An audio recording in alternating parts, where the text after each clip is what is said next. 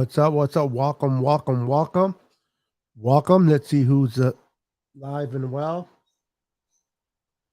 How you doing? How you doing? Welcome, welcome. Test, test. Running a test, test. I want to see if I pause. What's going on? What is going on? Faithful. This is nothing but a test. What's up, Matthew? Why can't I see my comments? Give me a second. There you are. All right, hold on. What's up, guys? Yes, I'm testing a new program. And the other program I use, I pause a lot. If you guys notice, I pause quite a bit. I'm always pausing. It's always lagging. So I'm using this new software, something different. And I want to see, I'll probably test it better tomorrow during the day when there's more traffic on the internet in my area to kind of give it a complete test. But I am testing it on, I believe, Facebook, Twitter. So this is a test. How you doing, Tanisha? You are up late, Tanisha. How you doing, girl? Good to see you. Good to see you. Matthew, good to see you. Um, but yeah, I'm trying to figure out. This is a new software, so I'm trying to figure out how to use it. So bear with me. Bear with me. I appreciate you guys come on. Let me know if there's any lag since you guys are on here with me. Excuse me. Let me know if there's any lag. If I'm lagging at all, I'm going to be checking all my devices on all the platforms that I'm on. So please excuse me while I do that. I don't mean to be rude and look away from you. Not trying to be rude, but I'm trying to go through all my devices.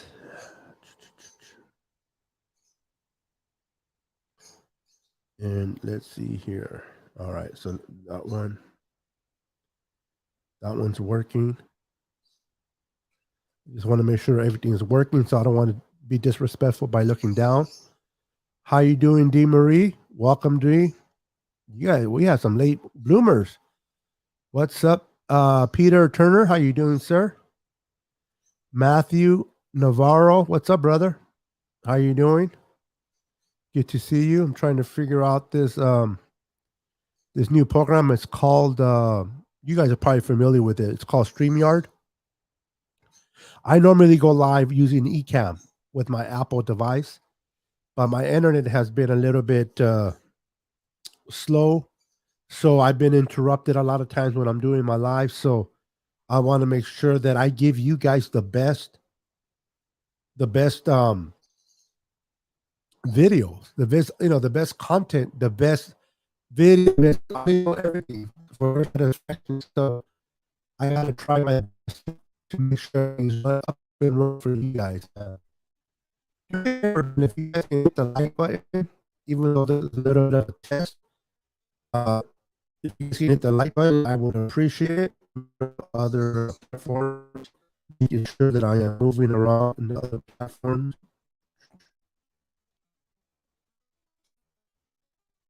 Making sure that I am on the other platforms as well. How's everybody doing? I hope you guys are ready for a fun time. You guys are ready for a fun time. Okay, here we go. I'm live here. So am I free? I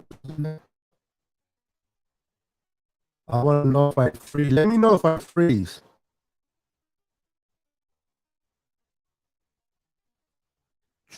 Loggy on my end. So yeah. So that's not a program. How do I get rid of this?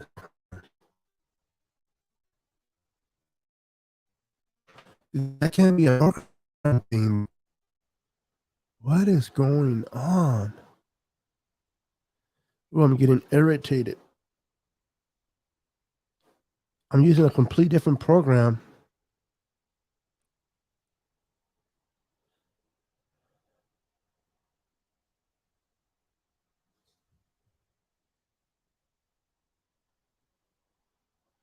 What's up, Steve? Normally I don't. I'm a late nighter, so I don't mind doing late. But I'm testing. Actually, I'm testing my stream. Stream is acting up. See, and it can't. This is what supposedly when you use StreamYard, you use their their server. So give me a second, guys. Am I still having issues?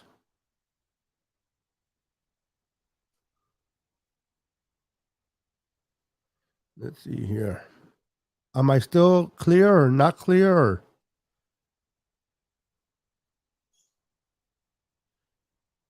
what's up, Josh? How you doing, brother?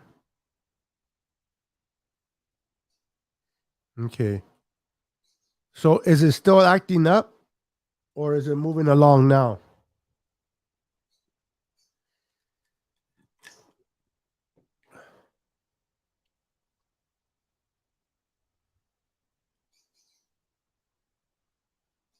No worries, bro. No worries. I know what you meant. No worries. I know exactly what you meant. So how's the audio feed? It goes in and out, huh? What's up? Have a safe 4th of July. What's up, Rich? How you doing, brother? Yes, definitely have a wonderful 4th of July. Happy 4th of July, everyone. I'm doing great, Josh. It's always a pleasure seeing you, brother. I'm just doing a couple of tests running. You know, when I run Ecamm, for those that are not familiar with Ecamm, it totally runs off your computer. It runs off your computer, off my Apple Mac and my Mac Pro. It runs off of that. And then it requires all the strength of my upload bandwidth from my internet in order for it to project to you guys a clear image. According to um, StreamYard, they have their own server. Therefore, it shouldn't be pulling from my internet. It should be pulling off of their server. So wherever I'm lacking in internet, for example, their server is supposed to kick in and make up the difference. This is why they're charging their clients. But if I'm paying here and I'm getting the same results as I do, Ecamm is a better program. Ecamm, I can do all my my automations and so forth. Here I'm limited, but if it works, great. If it doesn't, then not good. Everything running fine as of now. All right, let me know if something goes wrong. Um, but it should be clear all the time. It shouldn't be choppy at all. Now I have one more to look at. Hold on, guys.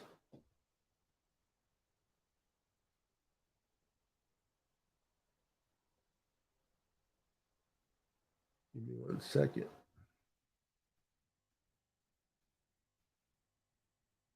What's up, Bashar? How you doing, brother?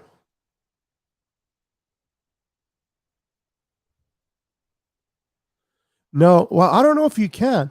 I'm using just StreamYard right now. I've been having issues with my internet, so I have my Ecamm turned off, and I'm running this off of StreamYard.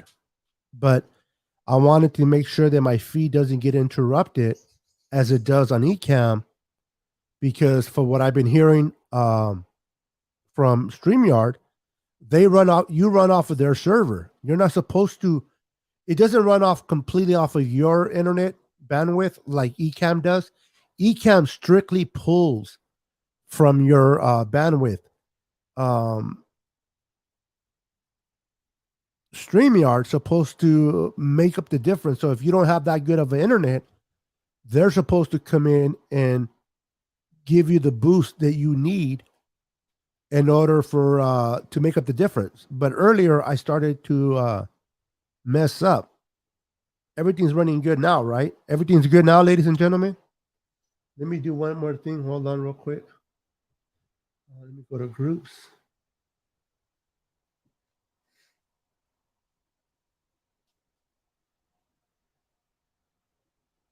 Give me 1 second, guys.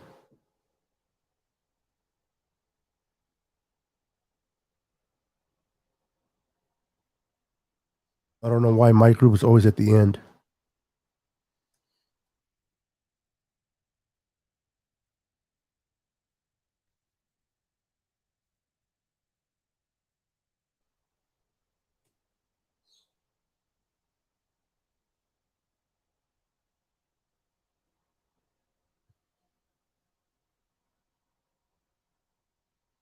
Here we go. Give me 1 second. Okay, here we go.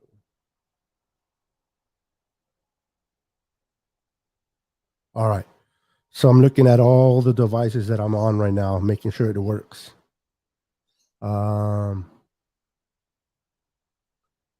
Oops. I've been tinkering with Streamlab and StreamYard. Unfortunately, my connection is only 50 megabytes. Now, if I go 1080, I'm pushing a little. Now, that 50 megabytes, is that upload or download? Because the download doesn't matter.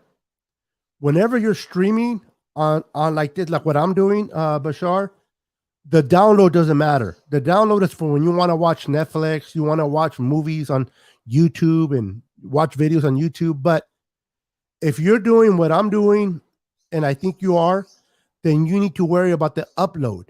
What is your upload? Is 50 your upload?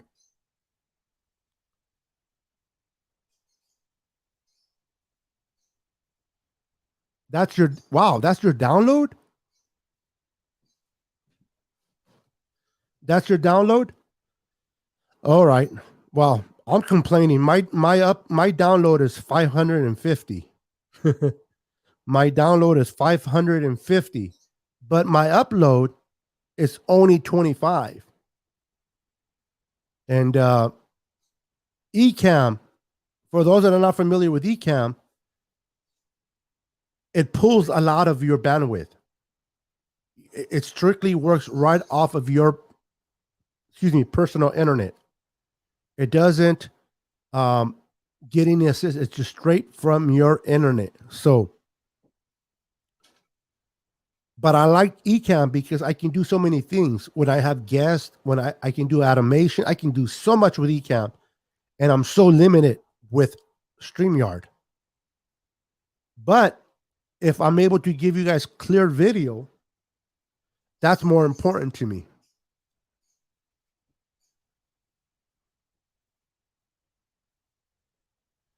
Yeah, I have Comcast and it's cable, but what I'm looking for, what I want is what is it called? Fiber optics. Yeah, that's what it's called. Fiber optics. If you have fiber optics in your area, bro, that is what you need to get. Fiber optics is 1,000 gigs down, 1,000 gigs up, not megabytes, gigs. So I don't know what the prices are. They don't offer that in my area. I live in a little country area. I get cable, which is nice, but I don't get fiber optics. So I'm limited. But how is the quality so far? The quality good? I'm running on 3 different platforms. I am on Twitter, Facebook, and YouTube.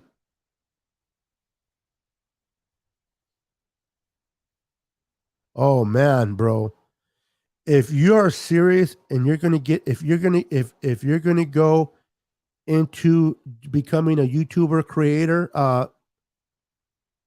if you're gonna become a YouTube creator, Bashir, and I recommend that you do. I love you. I'm starting to follow you on YouTube. Everybody here, begin to follow my friend Bashar, his YouTube channel. Go ahead and type in what the name of your YouTube channel is, bro, where they can find you. I recommend look into fiber optics. If they provide, and you say they do, they provide it in Roseville, look into it, bro. I'm telling you, like night and day. It's probably, AT&T offer. I think AT&T offers it, and AT&T should charge you like $80.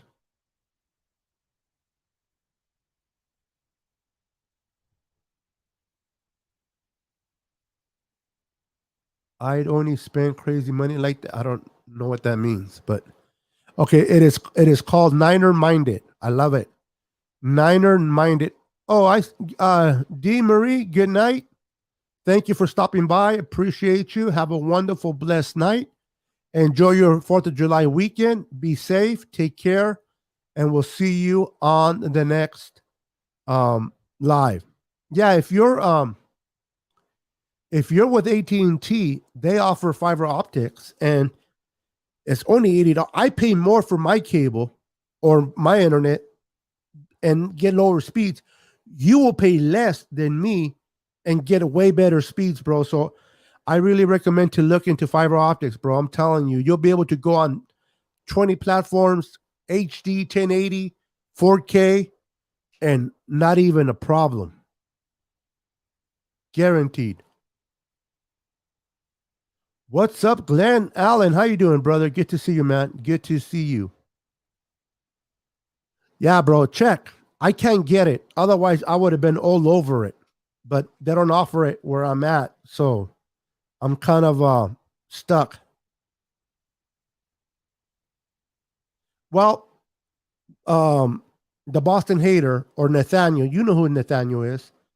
He has fiber optics and he has AT&T. Of course, he's in LA, but he pays $80 a month. That's what he pays for AT&T fiber optic, and he has 1,000 gigs up, and he has 1,000 gigs down. So he only pays 80 up there. I don't think it should be any more here in your area than up there. But that's just me. But you look into it. What's up, my brother from another mother, Papi Pablo Triple X, bro? Welcome, welcome. So, hey, Michael, listen, guys, I keep sharing this on my lives, and I'm gonna say it again. If you're lucky, Michael, matter of fact, Michael, put it on the comment so I can post it up. My friend Michael, he's starting a group where he auctions or raffles autograph items, 49er stuff, other teams, baseball, any autograph. He has certificates. Just offered off a brand new helmet. If you autograph stuff, he is your boy. He's running it. What would it end? Am I still alive?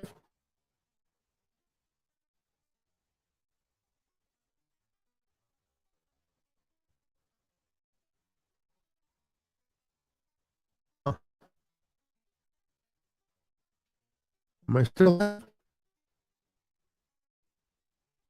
Lagging? Yes. Yeah. This is the problem that I'm facing myself. Yeah, this is not normal.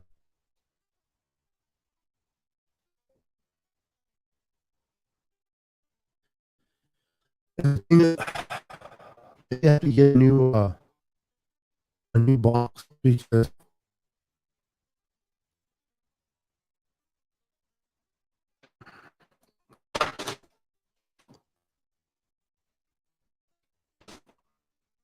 uh, yeah, yeah, why?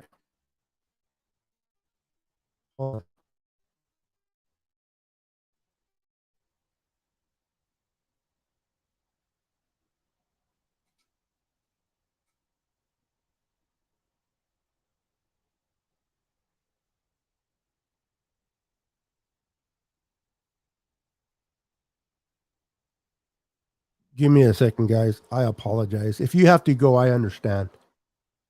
But am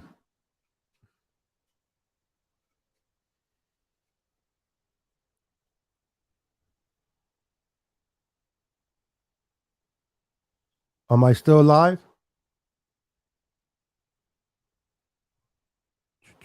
Let's see here. How am I doing now?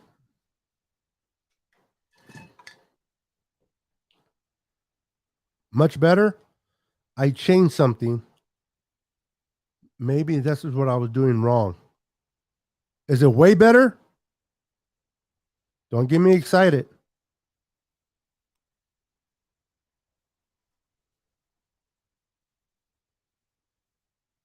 All right, Josh. Thank you for stopping by, Josh. Thank you, man. Have a wonderful 4th of July weekend.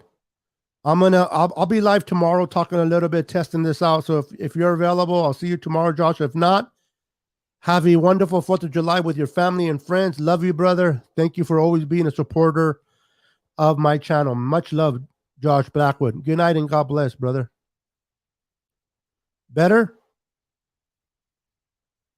Let me see something real quick.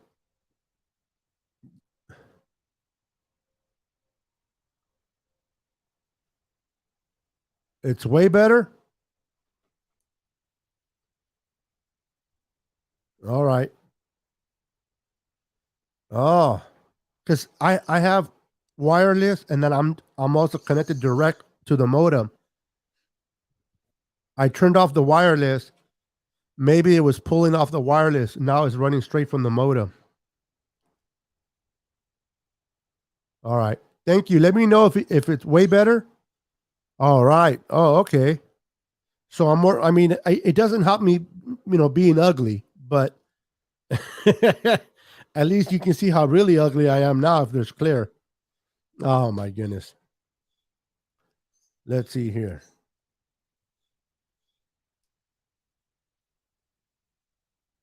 Cool, cool. All right, let me know if it messes up. If you guys have to go, I understand. No worries. It is late. If you want to, if you hang out with me, that's great. If you have to go, that's okay too. No worries, no worries. I understand it's late. But for those that can still hang out, what's up? What's up?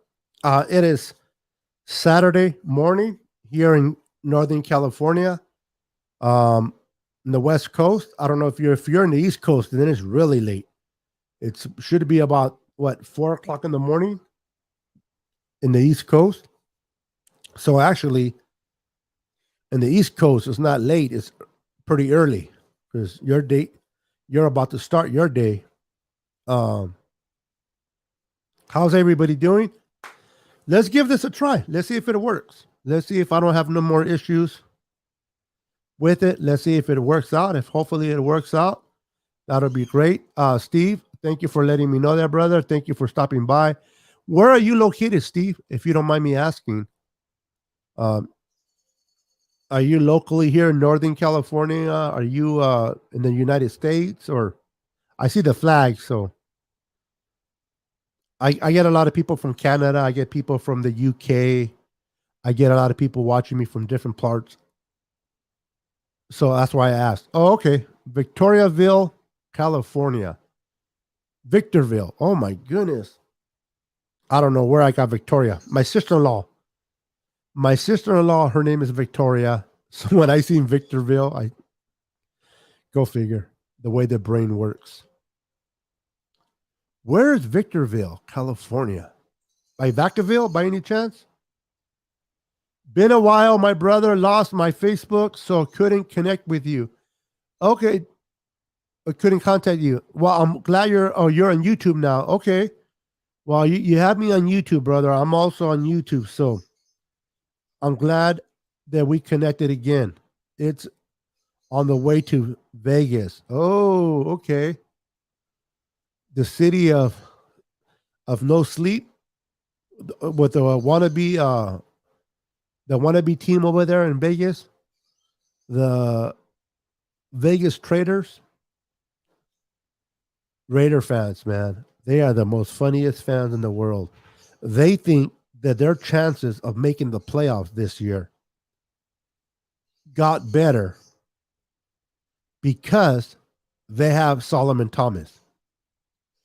Because they added Solomon Thomas, their chances of making the playoffs just went up. And I got a friend of mine, his name is the Raider Bear, big, huge Raider fan. He has a huge following of the Raiders. He has a group, a podcast.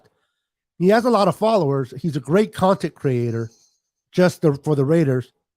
And he's like, you guys are going to regret letting go of Solomon Thomas. And I'm like, why are we going to regret that? Because he's going to just be on fire with our team. I'm like, well, he was drafted 3rd overall. He didn't do damn for us. PFF came out yesterday that Solomon Thomas is arguably probably one of the worst high draft picks of the San Francisco 49ers. And that's saying a lot, because if you remember that receiver, Jenkins, that we drafted, he was terrible. So if they're saying that Solomon Thomas is arguably the worst draft pick of the Niners, wow. Good luck, Raiders. That's funny. Yeah, hit me up, bro. Hit me up if you want to buy a jersey from me. As you know, I sell jerseys. If you want to buy a jersey, especially those fresh 1994 jerseys with the 75th logo on it, hit me up, man. I'll take care of you. I had to tell the Raider fans that he was coming off a torn ACL injury. I'm telling you, bro, these Raider fans are cracking me up. Listen, we got 2 players from the Raiders. We got Hurst and we got Key. They both have potential to be good, at least in the rotation of our D-line. But I'm not going to sit there and tell you guys, wow, all right, Nick Bosa, you better watch out because we got Key from the Raiders and he's going to compete with you on being a great defensive end. That's ludicrous, bro. They haven't seen Solomon Thomas play for them. We've seen him for 3 years or 4 years, whatever. It seems like forever. But they'll get their opportunity. No worries. No worries. They will get their opportunities to enjoy Mr. Solomon Thomas. For sure.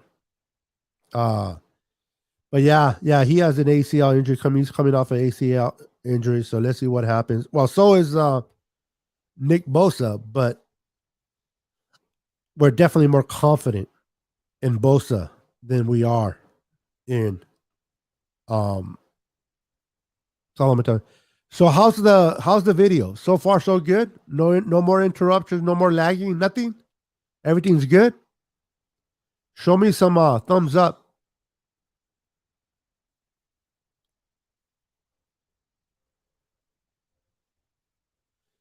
Bashar's back. Did you go on the internet and take a look at the fiber optics prices, bro? The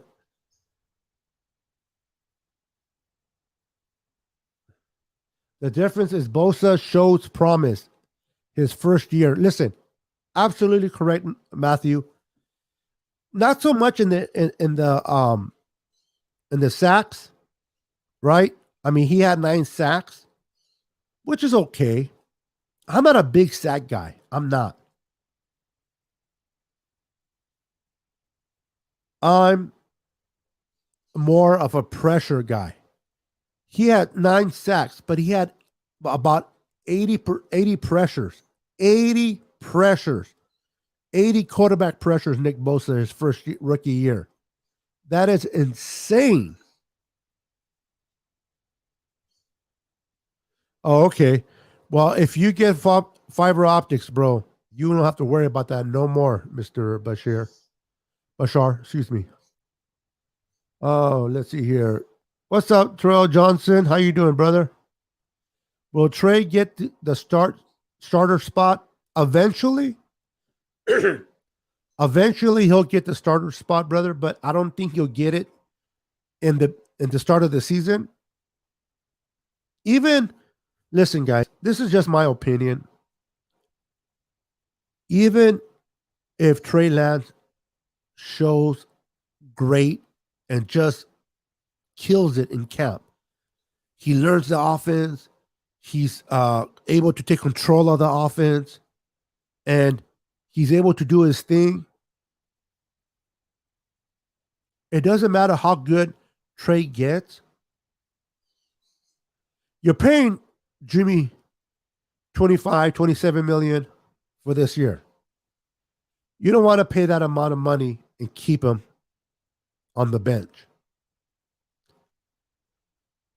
By Trey Lance doing great in camp, by him playing well in preseason, all that does, in my opinion, is reassures the 49ers and reassures Kyle Shanahan and John Lynch that they have somebody that can come in and take over for Jimmy. For whatever reason, Jimmy gets hurt. He's not playing well. He's throwing interceptions, whatever it is. He's having a bad month, whatever. Then they can turn to Trey Lance and let him loose. But I'm telling you, the more that he learns, the more that he can stay behind Jimmy and learn every week and not feel the pressure of being thrown into the wolves, the better it is for Trey Lance. Now, Trey Lance is a competitor. He's a competitor. He's going to want to play sooner than rather than later. But as the head coach, you got to be the one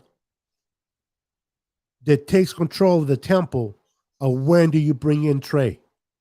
If Jimmy plays and he's healthy, we know we can win games with Jimmy. Jimmy's proved that. The problem is, as we all know this is not something that nobody knows about. He gets injured. And if he gets injured, there's a concern, right? Well, prior to this drafting a Trey, we had to rely on Nick Mullins, and we all saw how it went relying on Nick Mullins in 2020. We had CJ Beathard. Those two guys do not bring confidence in a backup. Now we have Trey Lance. He's learning. He's picking up the offense. He's getting used to the playbook. He's being developed. All that's good. Let it be in his timing. Let him just pick it up. And if Jimmy can ball, if Jimmy can play, and Jimmy's winning games, and we're winning games, let Trey sit. Let him sit. Let him learn. And when his number is ready to be called, then he can come in, dominate, and never look back. But you don't want to throw in a kid into the wolves and have him get discouraged because he messes up, he's getting sacked, he's getting that you mess up the confidence of a young quarterback like that. It's hard to recover. So you gotta allow Jimmy to be Jimmy. And then go ahead and bring in Trey when Trey is ready to go. Bosa had some sacks taken away. He did. Amazing with pressure. Yeah, this guy can pressure the heck out of quarterbacks. Okay, I said this earlier. I'll say it again real quick. My boy Michael, he just started his group. He raffles jerseys, helmets, and so much other stuff. Full helmets, mini helmets. This guy is the real deal.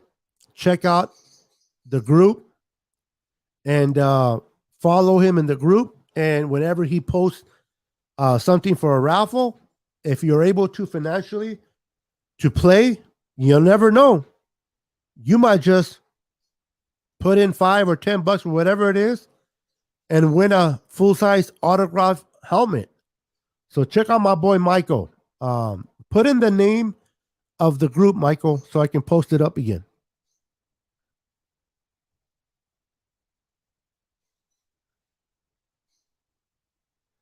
I don't know if he won't step up, Michael. I prefer him to sit.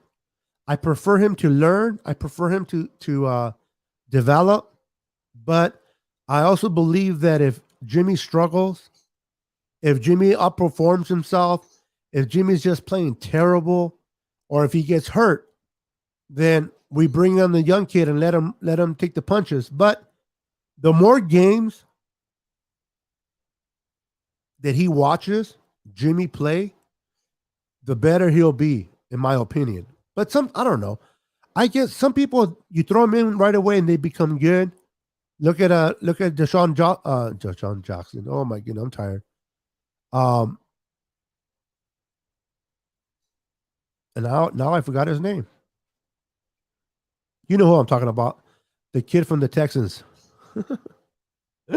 It's late. You can tell it's late. I think he should sit for a year. Okay, all right. Let's see here. Could you imagine? Can you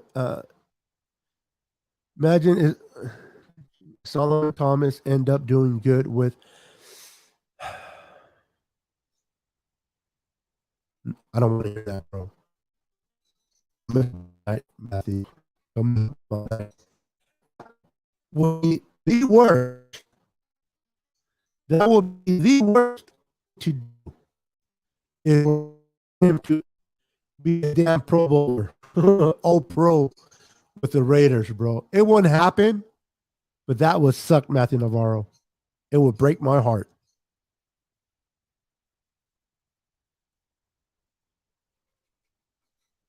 Yep.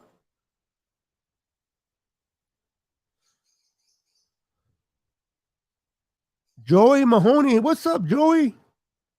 I thought I recognized that name. How you doing, brother? Let him sit. Oh, there you go. There you go. Niner minded. Look at you. There you go. Now you're coming in with your name. So people can know that's the way to do it, brother. Advertise. Advertise, advertise, advertise. No worries, bro. Do your thing, brother. Do your thing. I love to promote other creators. I'm not the type of guy that wants to hog everybody. Oh, it's all about my channel. Let's build my channel. Forget about you, dude. Nah, man. Listen. If people are gonna watch me, they're gonna watch me. If people enjoy my content, if people enjoy my personality, they're gonna support me no matter what. But for me to try to keep people away from other people, nah. I will always encourage everybody to go any like my boy Michael. I'm encouraging people to check out his group for autograph raffles. I'm supporting people to go to Niner Minded and check out his YouTube channel, like it, subscribe to it. He's just started building it up. He's building it up. Am I getting shoppy again? Am I starting to get shoppy again? Let me know. Okay. Darn it. Okay, why did it go? Hold on.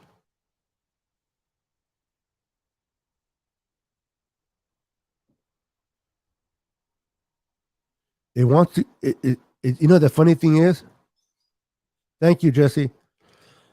It wants to go. I'm directly connected by hot wire. Okay. I am connected directly hot wire. StreamYard wants to hook up wireless. It wants to hook up to my router wireless, and I'm not wireless. I'm directly connected, and it's struggling with that. That is the funniest crap, bro. I should be good now, right? Yeah, I should be good now because now I'm back straight wire again. That's funny.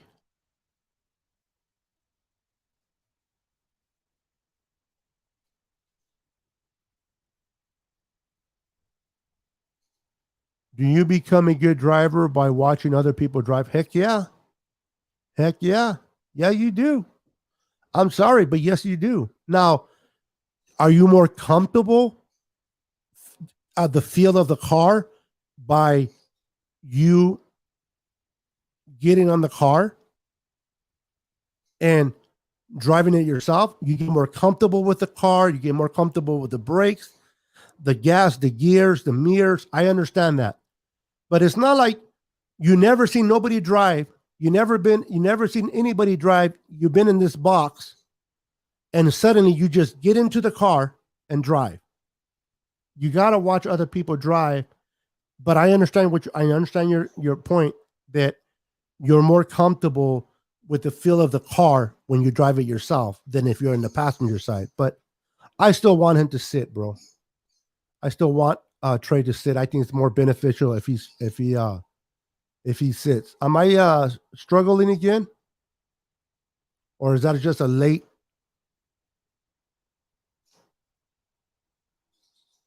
Thank you. Thank you. Thank you. Appreciate that. Mr. Roboto. Mr. Roboto. I guess when I get chopped up, I sound really bad, huh? Do I still sound like a robot or am I good?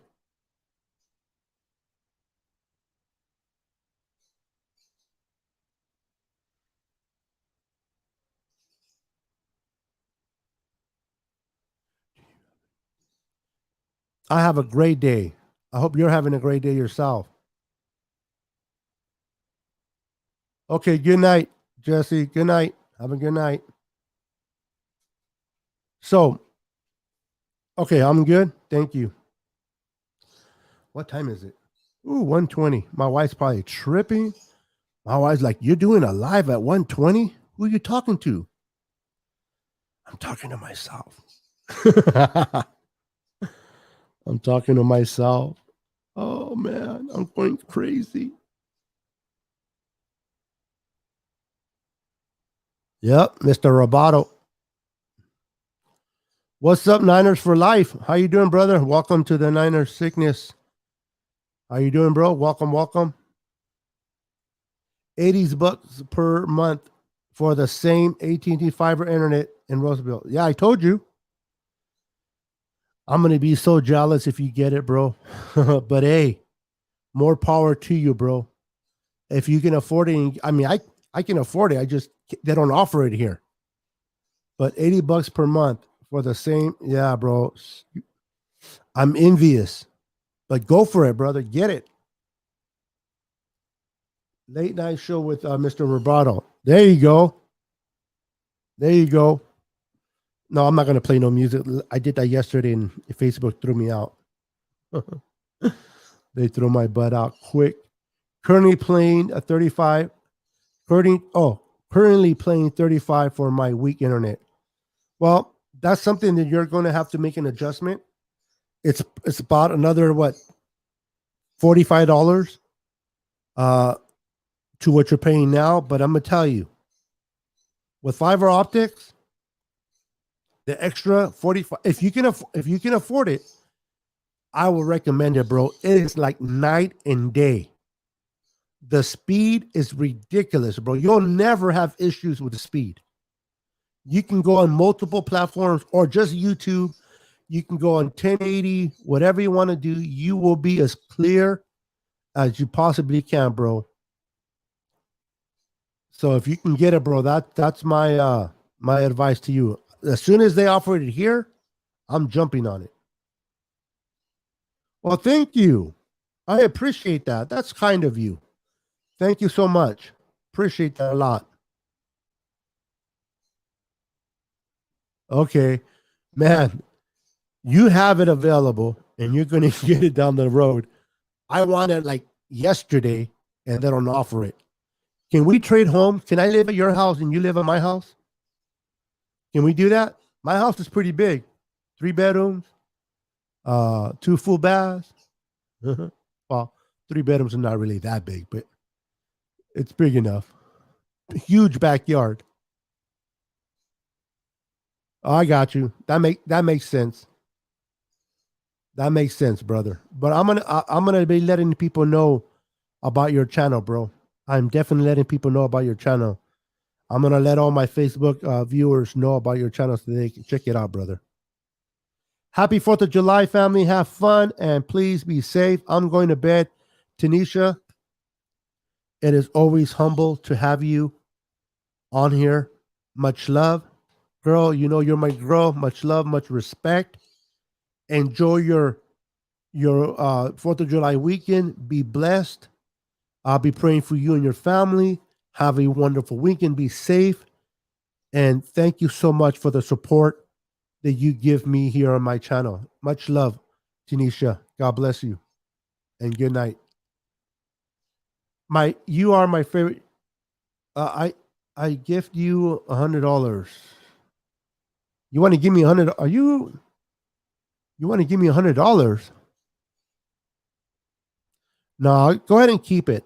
I appreciate the offer, but no, go ahead and keep it.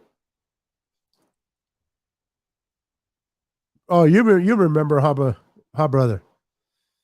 Steve, good night, Steve. Thank you for stopping by. Appreciate you, brother. Appreciate you. Have a wonderful night. Enjoy the weekend. Have fun with 4th of July uh, weekend. Be safe. And if you're barbecuing, enjoy. Good night, Niner for life. For life. Thank you for stopping by. It's a pleasure having you stop by. Don't be a stranger. Make sure to follow me on YouTube, and we'll see you in future streams. I'm joking. Okay. Well, that's okay. Yeah, bro. If you ever want to come on my stream, you're welcome to come.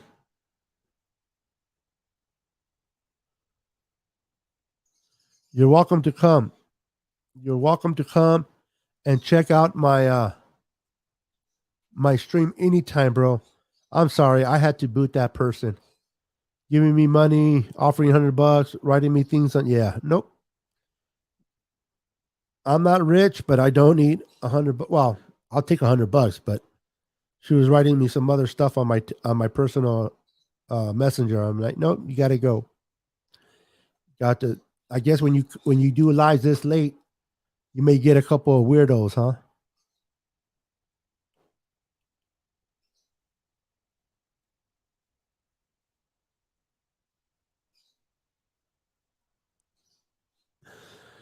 You don't want to know what she was telling me or he was telling me on my uh on my messenger, bro. You don't want to know what I was being told. Why the $100 was being offered.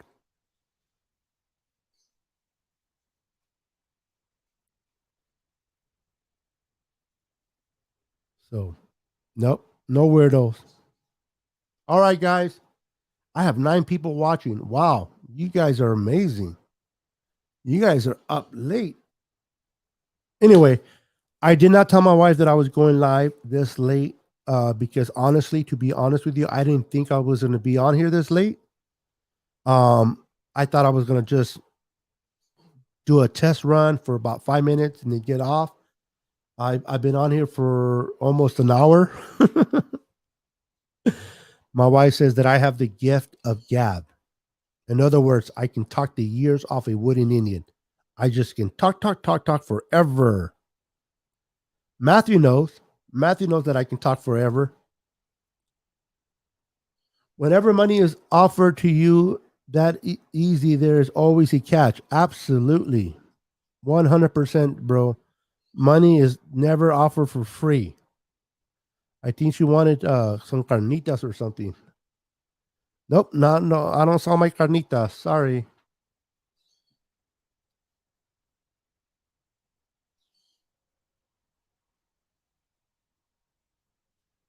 Do I really? Don't tell him. I stole it last night. I stole it last night. Don't tell him. If he's missing his microphone, the Mexican didn't take it. I did not take it.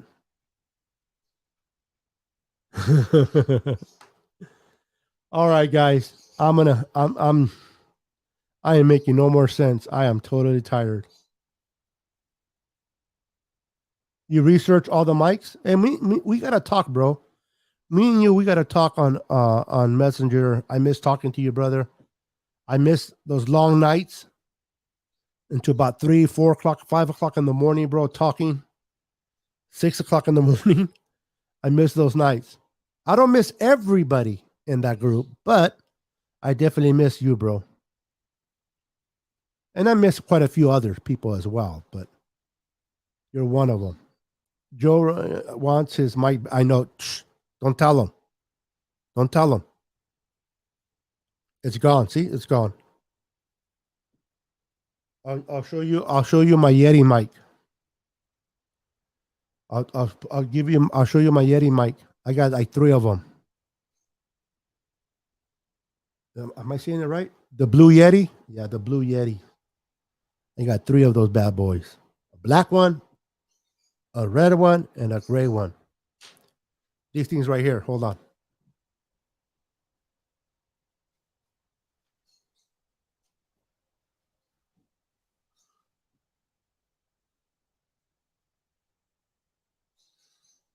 This is the gray one. But these ones are. I have birds and I have dogs, and they chirp and they're loud, and I have to have this type of mic to be able to control that noise background. You guys can at times you guys can still hear my birds because they are just louder than normal, and it's hard to break their loudness. But I run it. I run this microphone to a roadcaster. I don't know if you guys are used to it. Um, a Roadcaster Pro. Was a Roadcaster Pro? Yeah, I run this through a Roadcaster Pro. Um, so it's yeah, it picks up a lot of extra noise. Most definitely, it definitely picks up. If you are in a room with where it's quiet, you know what I mean. You have carpet and it's quiet, and if you don't pick up no noise, yet these mics are great. These microphones are great. You're able to control it. They're amazing. They're great. Uh, but if you have the background noise that I do, nah, they don't work that good. I mean, they work, but it picks up everything. If I fart, you can hear it. Oh, I'm sorry. I'm tired. My Rode does pick up noise, but I use it in a quiet room. Okay, yeah. If my house was, if my room is quiet, it's insulated. It has carpet, so there's nothing bounces off of it. But if I didn't have my birds or my dogs, I would have stayed with the Blue Yeti. That's how I started using when I started my podcast a year and a half ago. I started with the Yeti, but then I started evolving, growing, and I realized that I I needed something better. So a friend of mine suggested the Roadcaster Pro, and he got me educated on what to get, and we went from there. And I haven't looked back.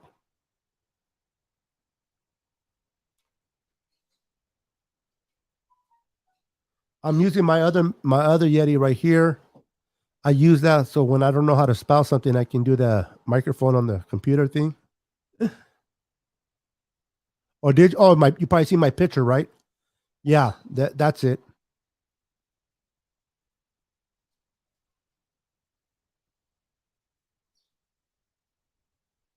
The SM7B, yeah, it is an elite mic. It's a $400 mic. It's definitely an expensive mic, but it's good. I have that one, and I also have the this one right here. Hold on.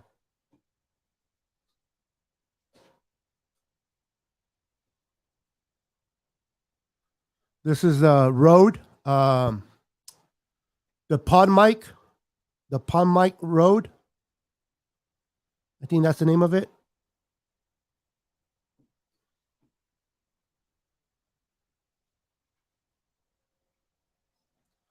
I have that usually when I have guests. When I have guests come over to my studio, I'll pop that out so they can use that one for my guests. The Rode pod mic. Likewise, happy 4th of July. All right, Steve. Good night and God bless, brother. Do you have the Gato key lights and the Stream Deck box, which I forgot to name? Yes, I have the both lights, and I have not one, but two. Hold on, guys. You know what? I don't know if I can do it here. Let me see if I can do it here. Hold on.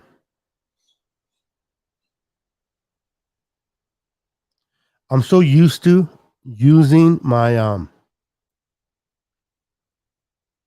I'm so used to using my eCam that I'm not. Let's see if this works. Hold on. Mike, let me see if I can switch it. Give me a second. Oh yeah, there you go. So there's my Broadcaster Pro going full effect. There's one Stream Deck, my Mac Pro, which let me get this out of the way. My Mac Pro, my Mac Mini with the M1 device. I have another Stream Deck, and I got this bad boy right here. This bad boy is like $300, man, but it's nice. And I got the black one, and then I got my screens, my lights, and then this bad boy right here.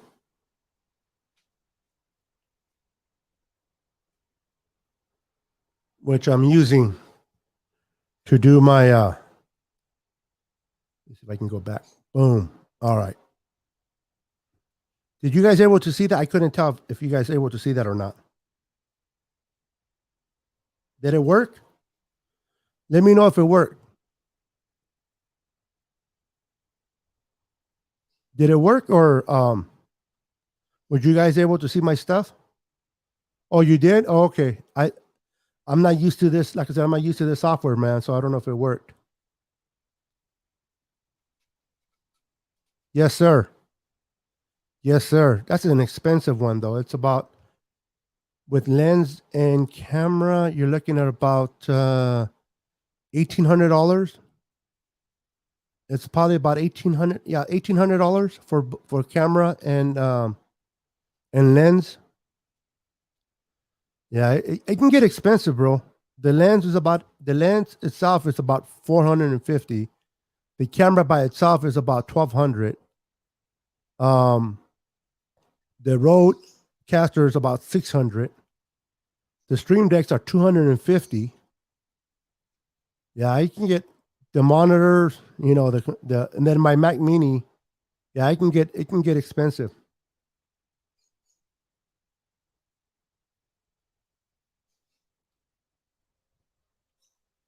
What your Samsung? Well, I use a Apple phone for my webcam. My second camera. Um, put it to action. Don't quite follow. Oh, the Stream Deck. I I can put it to action, but I don't have it. I haven't programmed with my eCam. All the stuff that I use it, I have it programmed to my eCam, my automations, my everything that I do. But I'm going live today for the first time on StreamYard. So I don't have nothing programmed on it for StreamYard. Tomorrow, I got to figure out how to program it to StreamYard. I'm pretty sure there's a way to do it. I just got to figure it out. But if you want to see if you want to see just the way the buttons work, I can show you that. Is that cool?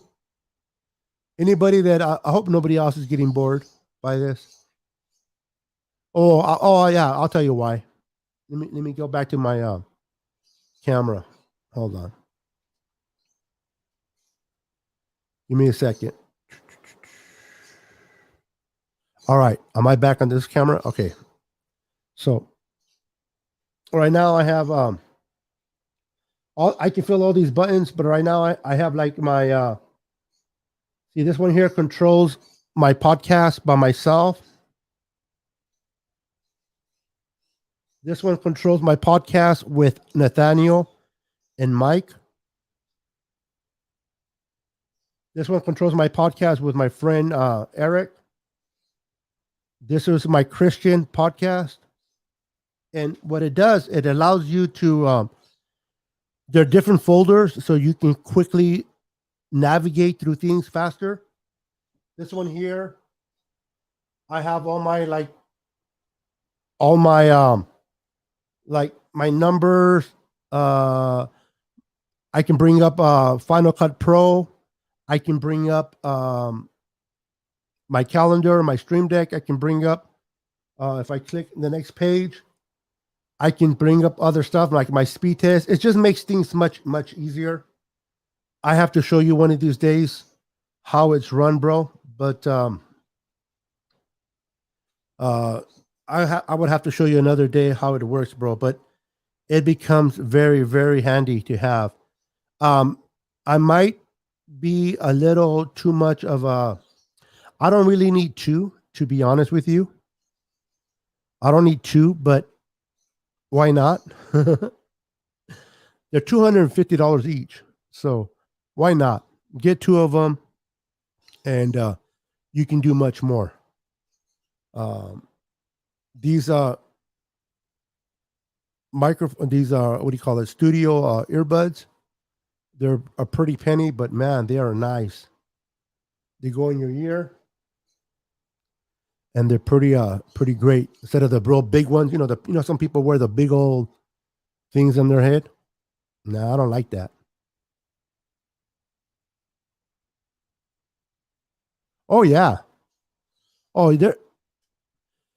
I can control my lights with it. Um, music. Um, I can control different, like how you have the when you have the like you say I want to show a 49er clip. Let's say I want to show a 49er clip, and I do the side by side. Instead of going through I just got to press one button that I already programmed in, and it goes to that particular page, and then I set up the page the way I want it. If I have guests, like if I have you coming in as a guest, I set up the page before you even come in. I set up the page. I link it to a button by itself. So when you come in, it's all set up just for me and you to go live. It'll show your name. I can do the different layouts, the different overlays. I create my own overlays. By the way, I create my own overlays. I build them. I build my own automation. So I put all that into that. So when you come in, all I got to do is press buttons. And like, for example, follow me on YouTube or subscribe to my channel on YouTube. You know how it pops up on the screen? All I got to do is press one button and the automation pops up. They are pretty handy to have.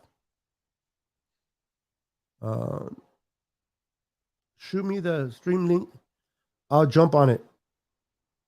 It's just it's just the Elgato. Oh, you mean to jump? You jump on here with me right now? Shoot me the stream link. I'll jump on. You want to come on now? All right. I don't know how to do it here. Uh-huh. Hold on. Uh, Invite. All right. Copy. Oh, I can go to Messenger from here. Ooh. Am I connected though? Messenger. Bashar, I have to find you. Where are you? Hold on.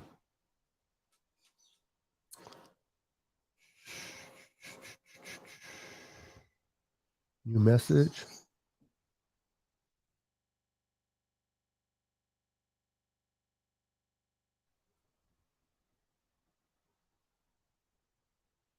All right. Did it work? I don't know if it worked. Let me know if it worked. This is pretty cool. If it worked, it's pretty cool. Okay, I sent you the link, but I don't know if I did it right. I don't know if I did it right, to be honest with you.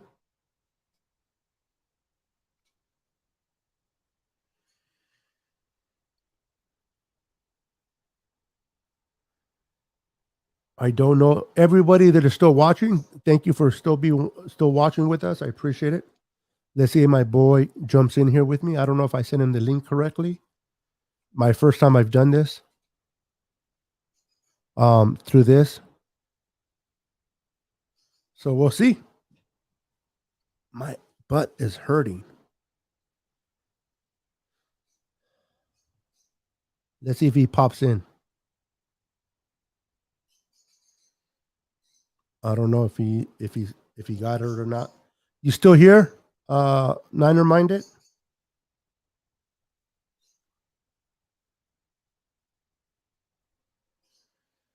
Let's see if he got it.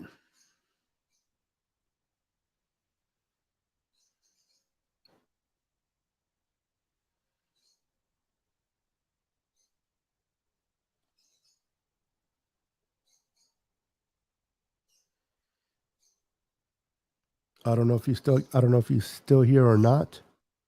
We'll have to wait and see.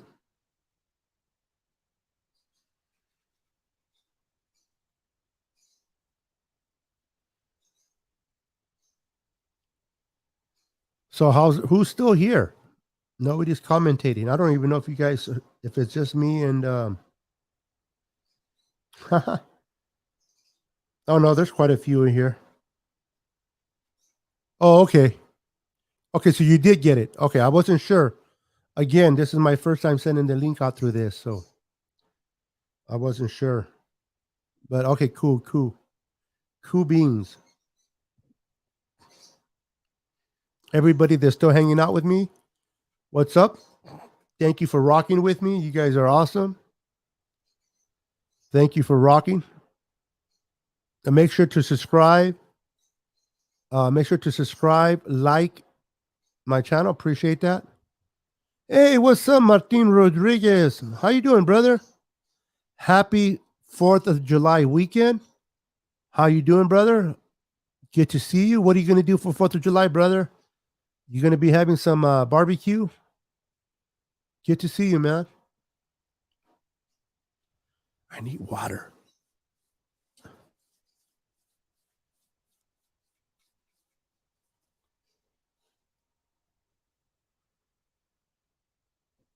So far everything's good, huh? Let's see if my brother comes in here. Let him in for a few minutes, and then we'll go ahead and call it a night. I've been on here for an hour and 8 minutes. Wow. Oh, there he is. Let's see how this works. Bashar, how you doing, brother? What's up, man? How you doing? You hear me good? Let me bring up your audio. Say something. Hang on. Oh, there you are. No, I'm bringing your audio up. You're good. I just brought you up. Yeah, I got my little ghetto set up right now. Hey, everybody has to start from somewhere, bro. Everybody has Started from the bottom. Now we're here.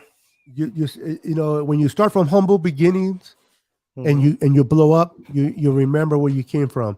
When I first started doing my lives, bro, my camera was all choppy, my audio was choppy, but that's how I started. That's when I first interviewed Kenny. Remember Kenny?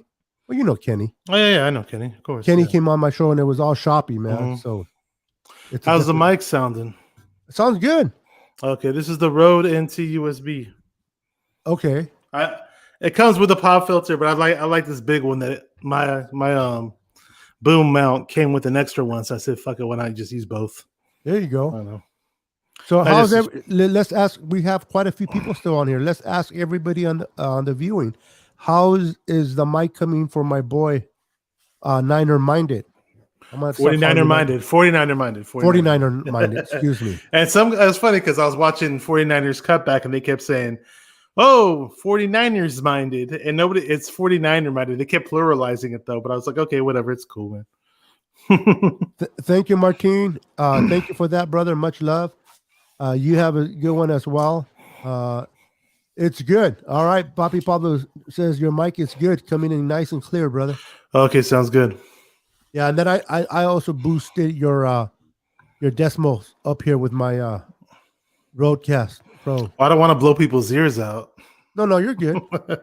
You have it on the right levels where it doesn't if hit the they're red. hearing you the way I'm hearing you. Yeah, I got you. So if you're not blowing my ears out, I got you. You have it on. Yeah, I hear you good too. So yeah, I have So how you been, brother? Been good, man. It's been good. So you're starting tell my viewers a little bit about your podcast. What motivated you to start it, and what's your plans for it? I was on YouTube back in 2009. It was Michael Crabtree's rookie year. I wasn't doing what the 49er fans on YouTube are doing right now. What I was doing back then, I should have been part of it. I should have been doing what everybody's doing, what they're doing right now. I was part of this stupid thing called the NFL Trash Talk Circle. And it's like these other teams talk smack to other fan bases and all that other stuff. But one thing I used to have was every now and then I go to a game and I record some of the tailgate parties. Unfortunately, I took that channel down, so I don't have those old videos. But I do have one video where, you got the wide view. Oh, I like the wide view of my setup. That's nice. Yeah. Like that right there? I got my little LEDs on there. Oh, okay. Yeah, I'm actually in the garage right now. This is a garage, but it has tile. When we moved in here, it has drywall on the ceiling. It's got drywall all throughout the garage. The only thing is it had a regular garage floor, but we took that out. We put tile, put carpet. It got couches. I'm sitting on couches, and it's almost like a room, but in the summertime, that's one thing I'm trying to get accustomed to. I want to do my streams in here, but it's freaking triple digits on some certain days. So, and I got a portable AC in here, but you don't want that portable AC running when you're doing a freaking stream, especially with the mic I have, because it'll pick up the damn fan like crazy. So go back to my old YouTube channel. So I was doing that back in 2009, and there was a lot of shady ass dudes that were in the trash talk circle. There were people from your own fan base stabbing you in the back, people from other fan bases making up lies about you. And I wish I stayed out of that because it was just way too much drama. But just watching YouTube throughout the years, and I was still involved with watching the 49er guys on YouTube doing their thing. And Rombo, I was always calling in on the Rombo show from time to time. Where else? Hawk Hater TV, a good buddy of mine who's used to be known as JD in Sacktown. Yeah, I follow him. He's cool. Yeah, you see me calling on there. I seen you calling there. I moderate his chat. That's right. Yeah, and it's like, I was pretty involved in there, and I noticed that certain people in the chat liked it when I called a lot, and not trying to say I have fans or anything like that, but it inspired me more so. Like, hey, you know what? I've been telling myself to open up a new YouTube channel for the past 3 years, but I never got around to doing it. You know, when you keep telling yourself, "Oh, I'm going to do this," but then then something else gets in the way, and then another thing gets in the way, and a lot of times all those things that get in the way is just stuck in. It's just you overthinking things in your head. It's not actual real things that do get in the way, real tangible things. That is, you know what I mean? Yeah. And it's so I just said, forget it. You know, you only live once. You know, I'm freaking in my 40s. Why not do it? I mean, I got my stand-up comedy background, my public speaking background. I've hosted a cable public access show at one point, just a few episodes here and there. But I have all this experience, and I have, some God-given talent. And I love the 49ers. I love the passion, and I'm connected to so many YouTubers and so many people in the quote unquote industry. Why not? I mean, and I just here to have fun. I want to have fun. I'm not up here saying, hey, oh wow, I want to get 500,000 subscribers and make $1 million a year or whatever crap. I mean, sure, that's all fine and dandy if that comes. It'll come. But if I'm doing this and I'm not having fun, I'm not going to do it. You know what I mean? So it's like, do what makes you happy is just how I look at it, to answer your question, man. And of course, you and I both, we love the 49ers. You've been watching longer than I have. I'm 45, but coming from an immigrant family, we're first-generation immigrants. Nobody in my family sat down and said, hey, this is American football. Well, we say, I'm saying American football because, Latinos say football for soccer, In the Middle East, we say football for soccer. We don't say when we say football, we're talking about soccer. So nobody said real quick, but I'm gonna let you fly solo for a few seconds. I'm gonna allow it since you're my guest right now. All right. I've been thirsty, bro, so I'm gonna go get me some water. Okay. Is that cool? Can you handle it? It's all good. Yeah, I don't know if I could read the chat though. Hold on. I won't be long. Okay. I just hold on. Let me sure I don't mess this up. I don't know how to use this. Hopefully this works. All right. What'd you do? There you go. Yeah, there you go. Hey, I'm here by myself. Okay, I'll be right back, bro. I'm gonna leave you alone. It's all good. Yeah. What I'm trying to do right now is go on YouTube and try to access Niner Sickness's chat and see if anybody's typing anything in the chat, because right now I'm on StreamYard and I don't see the chat. So let's see what people in the chat are saying. Matthew Navarro said 10 minutes away from being 2 a.m. in the morning. Never thought you'd be on this long.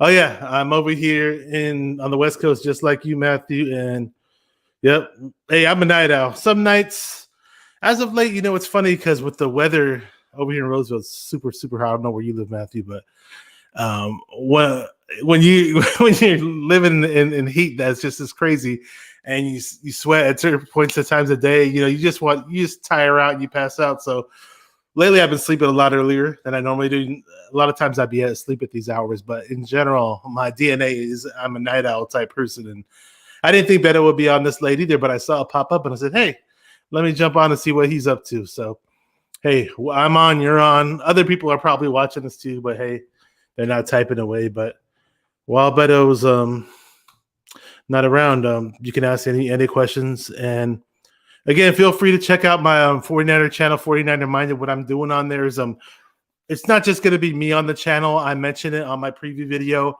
Hopefully this week or the new week after the 4th of July. If I'm lucky, maybe tomorrow. But I'm still trying to get used to the software I'm using. I am planning on going live. I'm not going to be doing. It's not a one-man show. I don't have a co-host, but week after week, what I do plan on doing is having guests. So I always have my special guests. A lot of them are other YouTubers, and it's going to be a lot of fun. Every now and then I'll throw in some comedy, make some jokes. We're going to laugh about stuff, but we're still going to talk about the Niners. And if there's points in times where I have to be serious, or if I'm pissed off about the team or pissed off about the way certain things are going in a game or whatever, hey, you're not going to hear me be funny. It's going to be an emotional roller coaster at times, if you want to put it that way. And I'm just as passionate as all you other fans are. I was once a season ticket holder for the 2012 season. Back when he went to the Super Bowl with my brother and I had season tickets. But my brother, rest in peace, he was like my best friend. Awesome guy. I know this is one of the reasons I'm doing this, because I'm so passionate about the Niners, because my brother he's still with you all the way, bro. Yeah, thank you, man. And I'm very passionate about the Niners. I was just going on a little thing about what my channel's been bringing.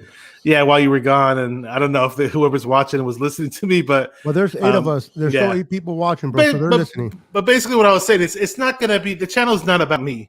It's about my passion for the 49ers, but sharing my experience with others. So whenever I'm on, I always expect another guest to be on with me. Whether it's Niner Sickness, whether it's Hawkhater TV, whether it's John Chapman, I don't know the guy, but hey, I'd love to have him on. I saw him on with you, Niner Sickness. That guy knows so much about the game. I love the game. I played the game, but when I hear him talk football, sometimes I'm like, wow, like he just brings up a different perspective. And then with his whole film breakdowns, and I can watch film and look at certain things, but he'll point things out that I don't point out, so it's just a different perspective, man. It's all these guys John Chapman mentioned it. He said these other NFL fan bases don't have what we 49er fans have.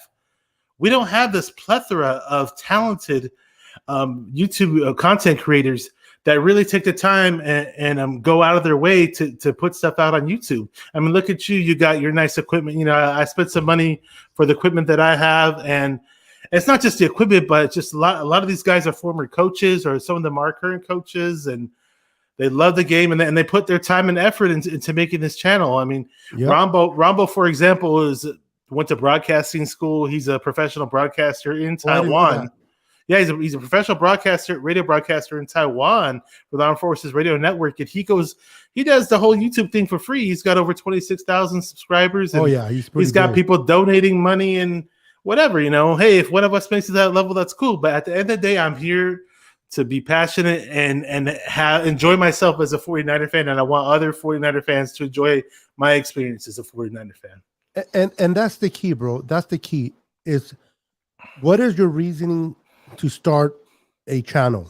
Obviously, it has to be a passion that drives you for the sport and the love of the game. If you love the 49ers and you love talking about the 49ers, you're also continuing the legacy and the memory of your brother by doing this. Oh yeah.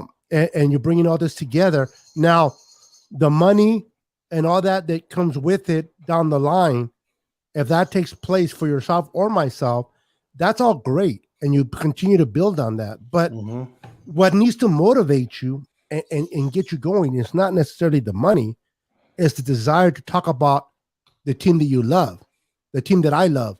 That's what brings out the passion. And not only that, but with me, I'm always in getting my viewers engaged. I love talking to my viewers. My show is nothing without my viewers. My viewers are everything. If I have 5 viewers or 500, it doesn't matter. I enjoy whoever comes in because at the end of the day, bro, just like you popped in today, you're coming in out of your time to watch my podcast. You don't have to watch my podcast. You can be doing something different. So it's humbling for me when people come in to my podcast and support me because they don't have to. So I do everything I possibly can to, I do giveaways. I give away jerseys. I give away masks. I give away patches and so forth. I bring guests and give them the best. I try to have the best equipment to give them the best viewing experience possible because I want to reward them for following me and watching my podcast. And I believe that that's what you're going to do once you start get going. But you have to have the motivation of because you love the Niners and you love talking to people. If it's for the money, I mean, some people do have that motivation, which is a great motivation to have. But for me, it's not what drives me. If it happens, hey, I'm not going to say no, but what drives me is just the passion of my Niners. Oh yeah. I know this is switching gears here. I was about to say the show is yours, Bashar. Hey, it was mine for a good 2 minutes whenever Beto went to it's still yours, bro. You're my guest. Nah. Oh, Tad of 49er Gaming is here. He comes into my stream. I watch his he's a good friend of mine. I love him, man. This guy can play Madden, bro. I want to, you know what? I'll be honest. I know who this guy is, and a lot of people know who Tad of 49er Gaming is, but I haven't sat and watched him really, really play and see how much butt he's kicking. So I'm gonna go back to my my Facebook later today or tomorrow, and I'm gonna check out and see how much damage you do. And I don't know. I'm switching gears here. I was gonna say I don't know if you noticed this, but I flipped webcams. I was using the regular webcam on my laptop. Now I was using the built-in one. Now I'm using the one that I bought from Amazon. It's a $15 one. It's like a knockoff of the Logitech, and I think this one looks a little bit better though. Hey, there's Joey Mahoney. Mahoney in the chat. What's going on, Joey Mahoney? Jojo. He says I wanted Bosa. I want a Bosa. It's an inside joke between me and Joey. This guy wanted Bosa so much. I mean, I'm talking during the 2018 season. He was kind of mad that we would win some games here and there because he was afraid that we were not going to get Bosa in the draft. And I was like, man, don't worry, Joey. I was like, don't worry, Joey. If the 49ers want Bosa, they'll do whatever they can to get Bosa. They'll trade up or they'll find a way. And then he's like, man, Bash, you were right. We ended up getting Bosa anyway. So see. Well, Joey, I don't know if Joey Joey, let me ask you. I don't know if you're a Jimmy Garoppolo fan or not, but he's not. You should be. Because if he didn't get hurt that year, that Bosa situation would have never happened.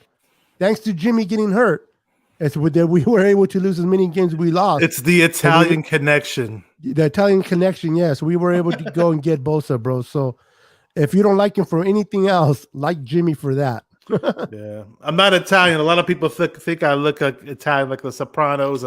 Hey, how you doing? No, bada boom, bada bing, from the Middle East. But hey, I'll take it. I'm just a Mexican burrito, bro. Wrapped in tortilla. Nobody mistakes me for that. That's for sure. They don't think you're Italian? No, bro, not Italian, bro. Tú es puro Mexicano. No, they think no, not Italian. No hablo inglés. I speak a little bit of Spanish. Little Spanish. Yeah. Hey, wow, there you go. Yeah, I was saying like when Mahoney was Yeah, he was good worried point. that we were going to beat the Raiders and not get Bosa. I remember Mahoney's a little worried. Wow, why are we going to beat the Raiders and lose out on Bosa? We can't do this. But that's We a good got him. point from Tad at Niner Gaming. We were able to beat the Raiders with Nick Mullins out of all quarterbacks. I know, The real number 4 in that game, and we were still able to get both. So that definitely was a win-win season for that, at least perspective. But it was tough, bro. Losing all those games. 2020, bro. 2020 was tough. I don't know about you, brother, but it was tough for me seeing Bosa go down week 2, seeing Solomon Thomas. That freaking field at damn MetLife, man. That was a trap. They should. I can't hate the NFL for how they don't go out. Like, we get fined for all the dumbest, smallest little petty things. Oh, you let your defensive backs use their hands in OTAs and mini. That is, I've seen that. I've been to so many practices, man. I mean, I haven't been to OTAs and mini camps, but it's like, come on, man. One-on-one drills, a DB can't use his hands, and that's illegal, and you're gonna get all these crazy fines for it. Get out of here. I'm trying not to cuss, man. I want to cuss. I appreciate that. Yeah, we got to keep it honestly, when I do my channel, it's going to be very rare when you hear me swear. If you hear me cuss or swear and have a real foul mouth, that means something really, really bad happened. Yeah. Well, Mahoney's heard me cuss a lot. I do cuss a lot, but I don't want to put out that vibe. You know what I mean? I want to be entertaining. When you're under 1,000 followers on YouTube, you can cuss away.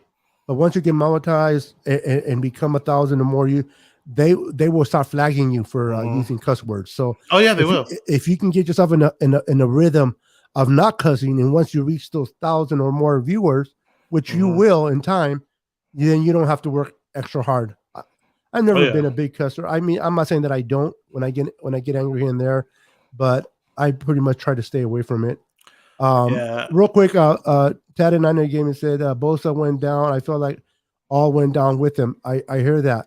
And the Raiders did take 2 L's, bro. They lost to us in that game, and they lost Bosa. And real quick, I wanted to share this, and I shared this earlier on my show. I don't know if you came in yet, Michelle, but go ahead. I got a friend of mine. He's a big Raider fan. He has a big following. He has a big old podcast of the Raiders. His name is Raider Bear on Facebook. Good friend of mine.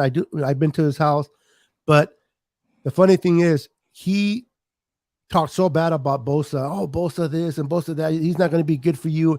And he was talking. And I'm a Clemson Tiger guy, but their defensive and they picked up. I told him it was not going to be good. Ellen Farrell. Aaron Farrell. I thought he was going to be good, but he did. He hasn't. And now that they got Solomon Thomas, bro, that's all they talk about.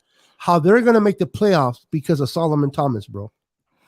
You know what, man? The whole Solomon Thomas thing, I know a lot of Niner fans hate him and they despise him. And I know you don't, but I'm just saying, like, I want him to succeed and do well, but he's on the Raiders now. I just can't. Exactly. I can't do it, man. But it is not on the Cowboys. Yeah. Or Seahawks. Oh, man, just the Raiders. I feel bad. He was stuck in a bad situation with the Niners. We should have ever made the pick. He's not a scheme fit. Never was. We didn't even have a quarterback going into that season. I don't know what we were thinking. Not going after Watson or Mahomes. We had Eric Armstead. We had and Buckner. We had Buckner. Yeah. I remember my friend sending me videos of Solomon Thomas, and he's like, "This is like 2 months before the draft. He watches all kinds of college football. I don't watch much college football. He's like, oh, look at this guy, Solomon Thomas." Blah, blah, blah, blah, blah. I'm like, why are you sending me videos of a defensive tackle? I don't want to. We don't need that. No. Trust me. This guy's the real deal. Trust me. This guy's the real. I'm like, oh, okay. If you say so. But we just drafted Buckner and Armstead. So the draft came around. I'm like, oh, great. We drafted another defensive tackle. And I was chatting away to my friends. I still have the chat saved on my phone. And I remember when the freaking the freaking Chiefs made that pick. I was like, damn, the Chiefs just drafted my boy Patrick Mahomes. Lo and behold, we lose to him in the Super Bowl. Yeah, that's. I mean, I don't know about you, but I'm willing, and I have given Kyle Shanahan a pass on not drafting a quarterback. I don't like the idea that he was so stuck on Cousins' underwear. Yeah, that he wanted Cousins so bad. Mm-hmm. But he was a new coach, head coach for the first time. He did come kind of late because he was in the Super Bowl. coming off that loss, not really looking into the quarterback because he knew he was going to bring in. Why he brought him in out of all quarterbacks, I don't know. But I forgot his name. He's with I don't even know if he's with the Patriots. Hoyer, yeah, Brian Hoyer. Brian Hoyer. He was going to bring Brian Hoyer, and eventually he was going to get Cousins, and that's who he was shooting for. Deshaun Watson would have been my pick. Patrick Mahomes, coming out of college, did not blow me away as Deshaun Watson, being a Clemson Tiger fan, winning 2 championships. Honestly, what he's done, he was an accurate. Patrick Mahomes was not an accurate thrower in college. Andy Reid has really transformed him over there, and now they're a great pair, and great things happen over there. They beat us in the Super Bowl. Yeah, I did not expect him, but Deshaun Watson would have been nice pickup. But I give him a pass, brother, because like I said, it was first year. Now we have Trey Lance. Now I think he's learned from his mistake. He realized he can't do it with Jimmy. He needs that dual threat quarterback that when plays break down, that quarterback can extend plays, kind of like the Steve Young and John Elway for his dad when he was coaching the Niners and the Broncos. Oh, yeah. You know what I mean? So yeah. I mean, at the end of the day, is the one thing, though, I mean, as 49er fans, we do have a right to complain and get mad about certain things, but there are some 49er fans out there. And a lot of these guys, I'm not trying to be a jerk about it, but a lot of these guys have never even smelt a football field before. But yet they expect 100% perfection from the front office, from the coaching staff, from the players. And it's hindsight is 2020. I'm sorry. Yep. Anybody can go back and say, oh, for the past 10 years, we should have drafted this guy. We should have drafted that guy. We should have trust me, if you guys were in those shoes, if you were in the GM shoes, the coach's shoes, you would have not have made those selections. So shut up. It's funny. It's easier said than done. It's easier when you're doing it after the fact. Even when I watch friends watch TV football with me, like, what was Jimmy thinking? And I'm not giving Jimmy any excuses, but I said the same thing. That player was open. He was open. Why? Well, listen, you're at home eating a freaking steak burrito with a beer in your hand, watching the game on replay, or watching. You don't have these defenders coming at your face. I'm not. Jimmy has to work on some other areas, but Jimmy has defenders in his face, bro. You don't have the privilege of watching those open receivers all the time. So it's easier to say something when you're watching as a fan than you are the actual quarterback. I mean, how many times people talk smack about Jimmy? They go play Madden on the old Madden, other than my boy over here that can beat everybody up anyway. I don't want to play this guy. Chad, yeah, he can do it. But anybody else, you should play him. How many people throw an interception when you play all Madden and you're the quarterback?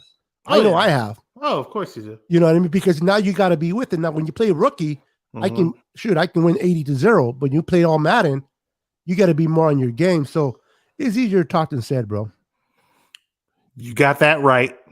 Yeah. Man, this is fun, man. I love this. Is like, I don't know, man. Even though it's late at night, I just feel like we could go on for the next 5 hours. Me and you can do we can start a late night show, bro.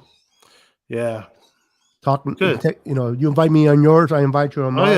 Oh yeah. Without a doubt, my show is all about having guests on. If you saw my little preview video, that's what I talk about. So we can definitely do that. I've never gone this late. I stay up to 3 or 4. You know, the days that we used to spend on the chat, 3 or 4 o'clock. Yeah. I'm disabled, retired. Can you hear my bird now in the background? I definitely heard him earlier. And I had it. I'll be honest. Out of watching you for the past, maybe I've watched the past 10 live streams you've been on. Maybe this whole year, I can't recall ever hearing your birds. This was that's the first time in a long time. Why don't you move them to a different part of the house, though? Is it? I mean, that way they want to be. My wife won't let me. That's the only. Okay. I'm not married, so I don't know how that whole wife thing goes. But yeah, I'm not gonna get into that. I get my office and that portion of the family room, and the whole house, the living room, the kitchen, the extra rooms, all belong to her. You can't move them to a little temporary spot while you go live, though. Be like, hey, sorry, little birdies, but we're going live right now. Let me toss you to the side. I'll be back in an hour. I can cover them up, but it's like, for me, it's like if my 2-year-old was crying and I'm like, put him in the bathroom while he's crying while I'm doing my show. I couldn't do it, Man, man. So you're making your birds I cry, huh? I gotta let them do their thing. Remember But that now, song by Prince? This is what it sounds like when doves yeah. cry. And they're normally they're not that loud. It's just that it is Hmm. 2 in the morning. I should cover them. I should put your solo again and cover them up because they should have been asleep since It's 12 all good. midnight. We're doing this late at night, man. So this is like Yeah. the To be honest, when I did this live, it was just to test yeah. the new thing. I expected to be on here for maybe 5-10 minutes. I know, but I, you and I were going on about the I microphones and what yeah, kind yeah. of I've been setup on here we for an hour have, and and I 35. I got don't all mind. excited to want to jump on, and you said, "Okay, sure, here's a link." I was okay, cool. Let me set up. Well, I read your message, and I thought you were still talking about the Stream Deck. I thought you wanted me to send you the link where Oh, you can okay, buy okay. it. I'm like, and then I read it again. I go, oh, he needs to get on. I'm like, okay, let me figure this out. Hmm. But this actually made it easier. Ecamm, I don't know if you're familiar with Ecamm. I'm not. Ecamm is nice. It's very expensive. It's nice, but you got to do everything yourself manually. You got to everything you put Hmm. together. You got to do yourself. This platform does it for you, but it Hmm. limits you. It's like you know how those It's websites kind you of like use. Jimmy G, right? Or how he's Yeah, limited. Just yeah, kidding. yeah, yeah. Wow, that's Hey, I'm a former comedian though, so every time I have a little talk chance to about a say something. shot. Oh man, I opened that door right through, man. You walked right through that one. But yeah, he's limited. Unfortunately, Jimmy is limited on what Shannon can do. So, um, as I can get more creative with Ecamm, hopefully Kyle will be able to get more creative with Trey when With the the Trey's offense, right? opportunity. So Yeah. let me ask you. Let's not talk about when he starts. Should he start this or none of that? Okay. Just what are your thoughts on Trey Lance drafting him? Period. Okay. So early on, when it pretty much came a thought in my head, like became, oh, we're going to draft a quarterback. This is before the trade was even made. I had a feeling that we'd probably draft the quarterback, even though we were picking at 12. But I remember everybody was saying like, oh, people were showing me videos of Zach Wilson or watching little games of Zach Wilson here and there. Oh wow, this guy's mobile. He's got a rocket of an arm. He's so fun to watch. Oh cool. That was the first quarterback I saw, but everybody kept telling me we're not going to get him. I was like, oh okay, that sucks. Lo and behold, a few weeks later, people were sending me videos of Trey Lance, and oh, watch this guy, Trey Lance. Then around the time that we made the trade, my eyes got really big, and so other 49er fans got really big. Okay, this is becoming a real thing. Everybody was saying, expect us to get Fields, expect us to get Fields. I just kept hearing Fields. Some people were still on the Trey Lance train, but then when the pro days came about, I noticed that obviously when I saw Fields at the first pro day, I was like, wow, this guy's amazing. Look how he could run across the field and throw across his body, and so I was like, I really liked what I saw. And I liked what I saw from Trey Lance too. There was something about Fields that I liked a little bit more. Maybe it was the fact that because I thought he'd be more of a sure thing because he played at Ohio State and he played bigger schools and he played more games. So I just felt like he was more established. And there was little that I saw of Trey Lance where actually in terms of where I was paying more attention to him and knowing what he's all about. I knew what he could do in terms of his scrambling ability. I thought that part of his game, that aspect of his game was amazing. And obviously his strong arm, but I was hearing that Fields was more accurate and I was worried about the accuracy part. But all that now, I mean, we ended up getting Trey Lance, to make a long story short. And right before the draft, like days leading up to the draft, I had a pretty good idea in my head that, okay, maybe we get Trey Lance instead of Fields, even though Fields was my first guy because they met up with Trey Lance's parents. That was thrown out there. When a GM or coach, whoever he is, meets up with the parents of a player, that gives you a strong indication that they're probably going to draft the guy. So we did. We had 2 pro days. We had 2 pro days with Lance, two pro days with Fields. We had John Beck meet up with Fields, Lance, and Zach Wilson. So all those factors pretty much told me we weren't going to get Mac Jones, but I had all these people trash talking me. Oh, we're going to draft Mac Jones. We're going to draft Mac Jones. I'm like, no, we're not. No, we're not. We didn't have 2 pro days with Mac Jones. We didn't have John Beck meet up with Mac Jones. We're not getting him. Doesn't make any sense. Lo and behold, we get Trey Lance. What I love about Trey Lance, obviously, very smart guy. Very, very smart guy. Yep. Now, aside from his intelligence, he just seems really focused and determined. And I never met the guy, obviously, but from what everybody's saying is that he's mature beyond his years. I mean, right now he's just turned 21. He was 19 years old, playing as a redshirt freshman, calling pre-snap reads. calling out pass protections for the old linemen, and some people out there that hate on Trey Lance, they have no idea how legitimate that is or how rare that is. You don't see a They're just and then haters, bro. And one guy was like, well, Peyton Manning did the same thing. What do you mean? What are you talking about? That no other freshman quarterback did that. Well, there you go. You're mentioning Peyton Manning, a freaking legend. I mean, how many other quarterbacks are doing the same thing? And you're proving my point. It's like, Exactly. I mean, Lance, great attitude, amazing athleticism. It just seems like the sky's the limit for him. I really do. I mean, even Grant Cohn kind of really liked him coming out of the draft. But he was saying, he has to be critical. He said that the first time he saw him, this is you go by what you see. A few passes were over people's heads, and it seemed like he was throwing way too hard. And Grant Cohn was worried, like, whoa, maybe we need to pump the brakes on this guy. Then the second time he saw him, he was like, whoa, this guy is really changed my opinion on him in terms of his progress, in terms of what he can do right now. Maybe halfway through training camp, maybe he looks like he could be ready. And it's going to be very, very interesting because something tells me that, hey, Jimmy's established. Yes, we get it. And he obviously sat behind Peyton Manning. No, it was Tom Brady. Sorry about that. But and he did well for us in 2019. He wasn't the perfect quarterback like Aaron Rodgers or the Hall of Famers or anything like that. But he was efficient, without a doubt. But something tells me, and Eric Davis brought it up too, that if midway through training camp, let's just say, if Trey Lance is just a half step behind Jimmy, with the offense and with everything in general, Eric Davis says what the 49ers will do at that point is just hit the reset button and be like, okay, Trey, boom, you're the starter. A lot of people don't see it that way, but it wouldn't surprise me if Trey Lance is just like, looking right over Jimmy's shoulder at that point, where obviously he hasn't emerged as being a dominant player right away, but he's almost as good as him. Hey, maybe he does step in right away, because there are a lot of things that he can do right away that are automatically better than Jimmy G. I mean, Jimmy G doesn't really have the escapability or the scrambling ability, and he obviously doesn't have the rocket arm. So who knows, man? It's gonna be a really, really interesting season. I'm a big Trey Lance supporter. I'm not gonna lie, man. I don't hate Jimmy G or anything like that.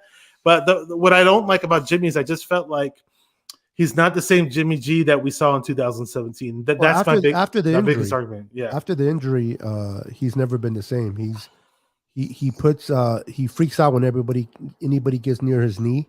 Mm-hmm. Rightfully so. He went through that injury, and it's still in the back of his mind.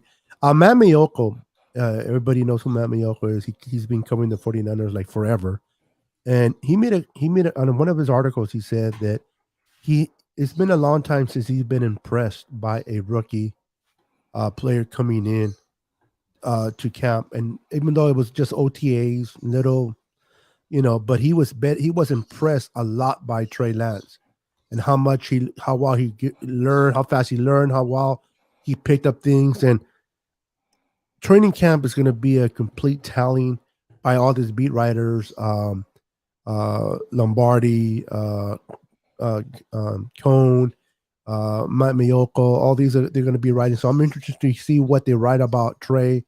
They're going to have training camp open for the media, for the fans to watch. So I'm looking forward to see that. I know the Niners not afraid to start Trey and have Jimmy as a backup, regardless of what.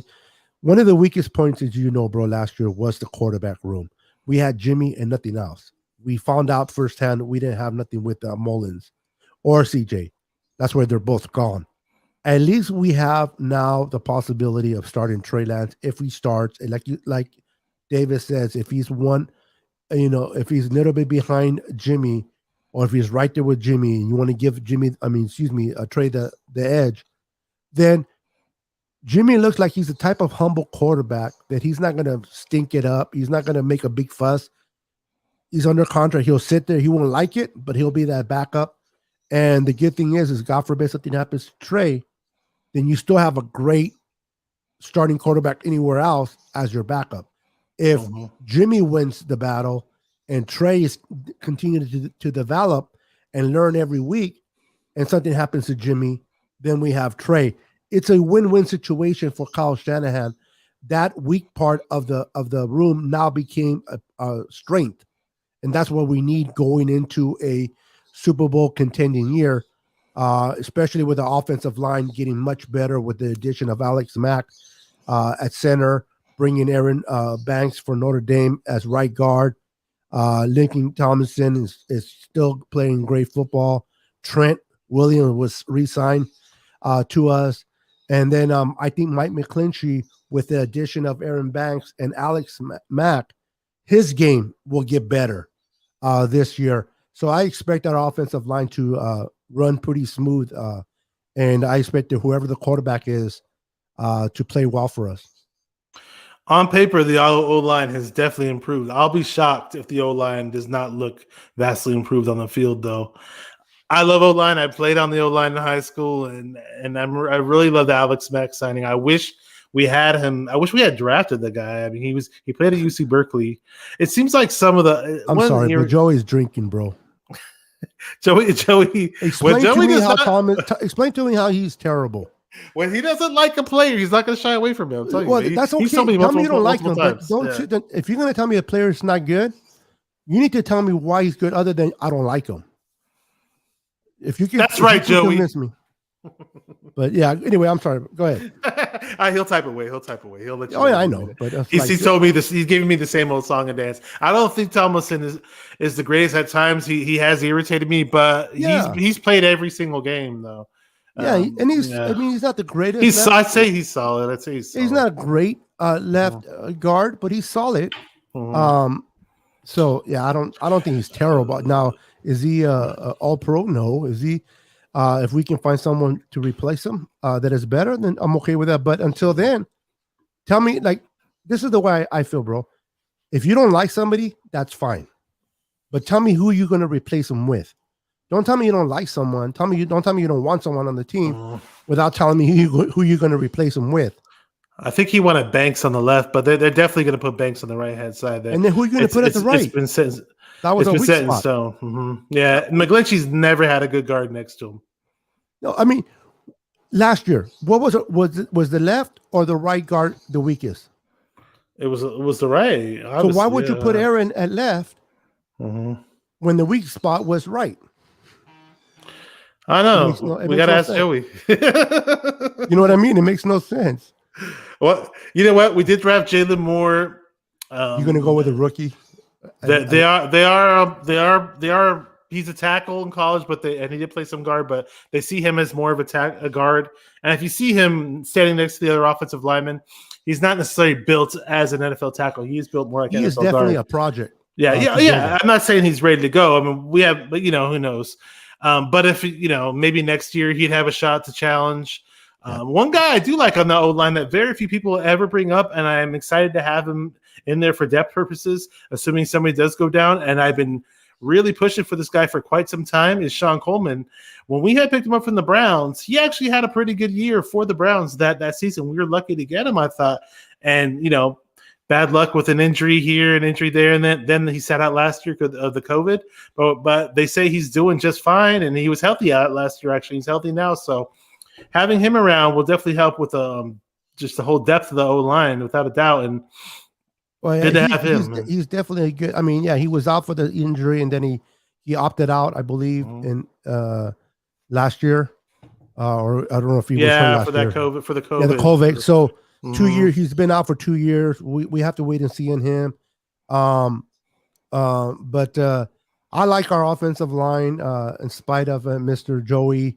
I can't explain why I don't like Tomlinson. I like our offensive line. I think we're going to do great. We're going to be able to run the ball even better with the addition of Sermon and Mitchell. We finally got some true power backs. So Gallman too. Gallman. Yeah, and Gallman, he is not a slouch, man. That's I like it. Like I said, I'm a Clemson Tiger, and he's a Clemson Tiger. Oh, that's right. And I watched him play there with Deshaun Watson in the championship game, and he was balling there. So I liked him. He didn't do that. When Barkley went down last year with the Giants, he wasn't him, obviously, but he did pretty good in his, considering who he was replacing. He held his own. So I didn't think he was going to have the chance to make the team, especially with adding these two running backs.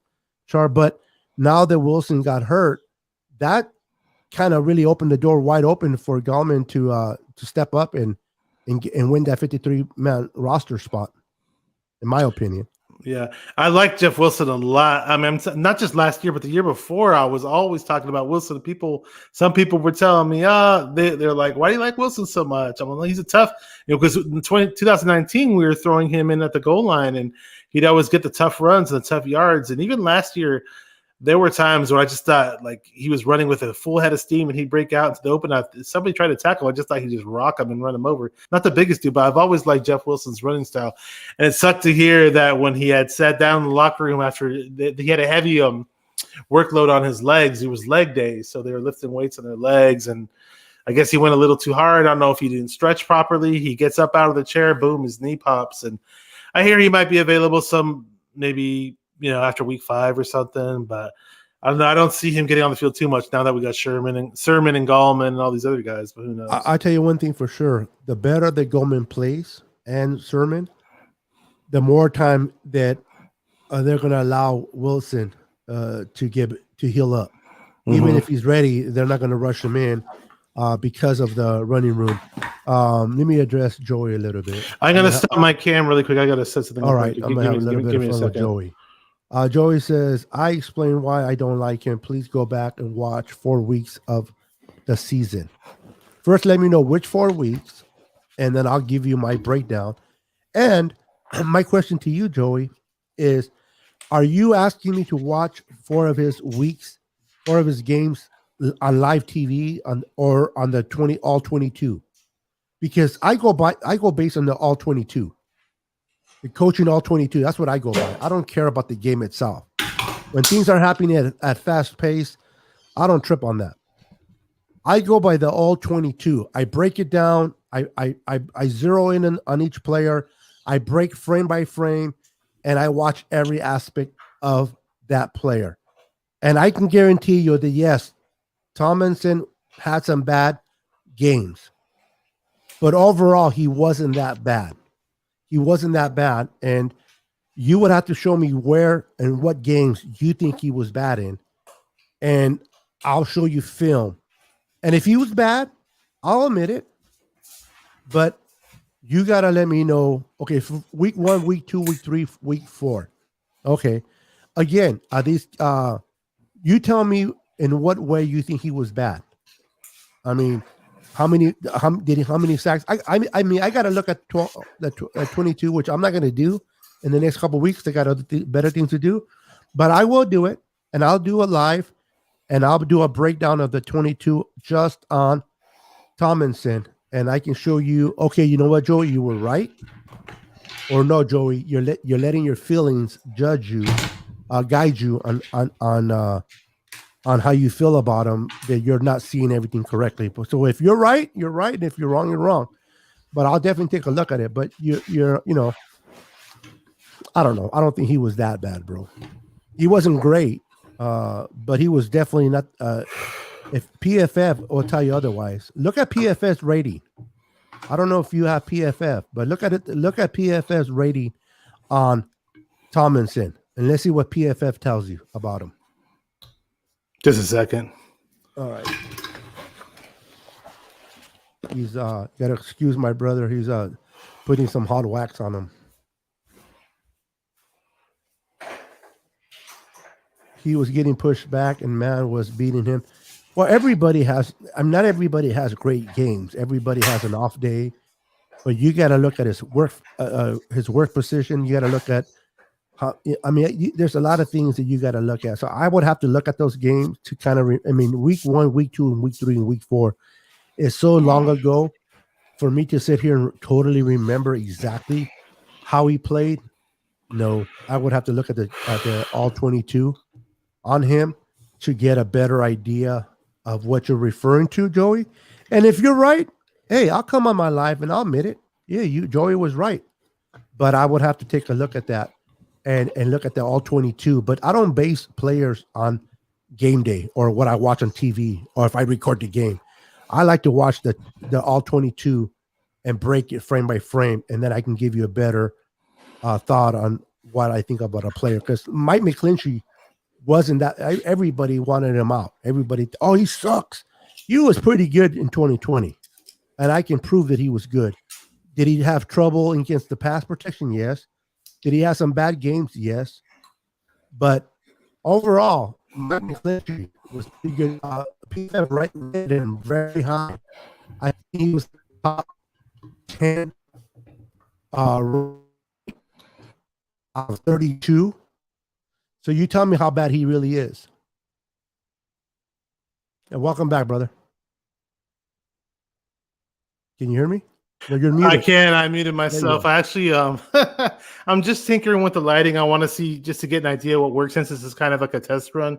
Well, if you want, just to give you my advice, if you want to have that nice little red background look, I gotta have the lights down. Yeah, because it totally overpowers the red. Yeah, I noticed it. Yeah, because I watched a lot of videos about 3-point lighting, but for my setup, the 3-point lighting is just too much. It's just way too. I'll tell you one thing, advice, bro. Don't overthink it. Just play with what works for you, what you like to watch. I'm going to turn that other light off. It looked a lot better with that when it was off and I had the LEDs in the back. Go for it. It looked a lot nicer. I'll be right back.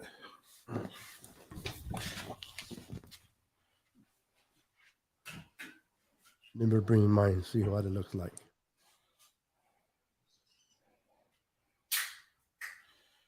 This is Niner sickness.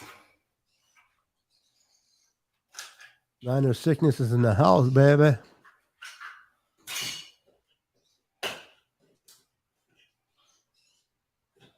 There we go. See, I don't know if I'm dark or not, but it is what it is.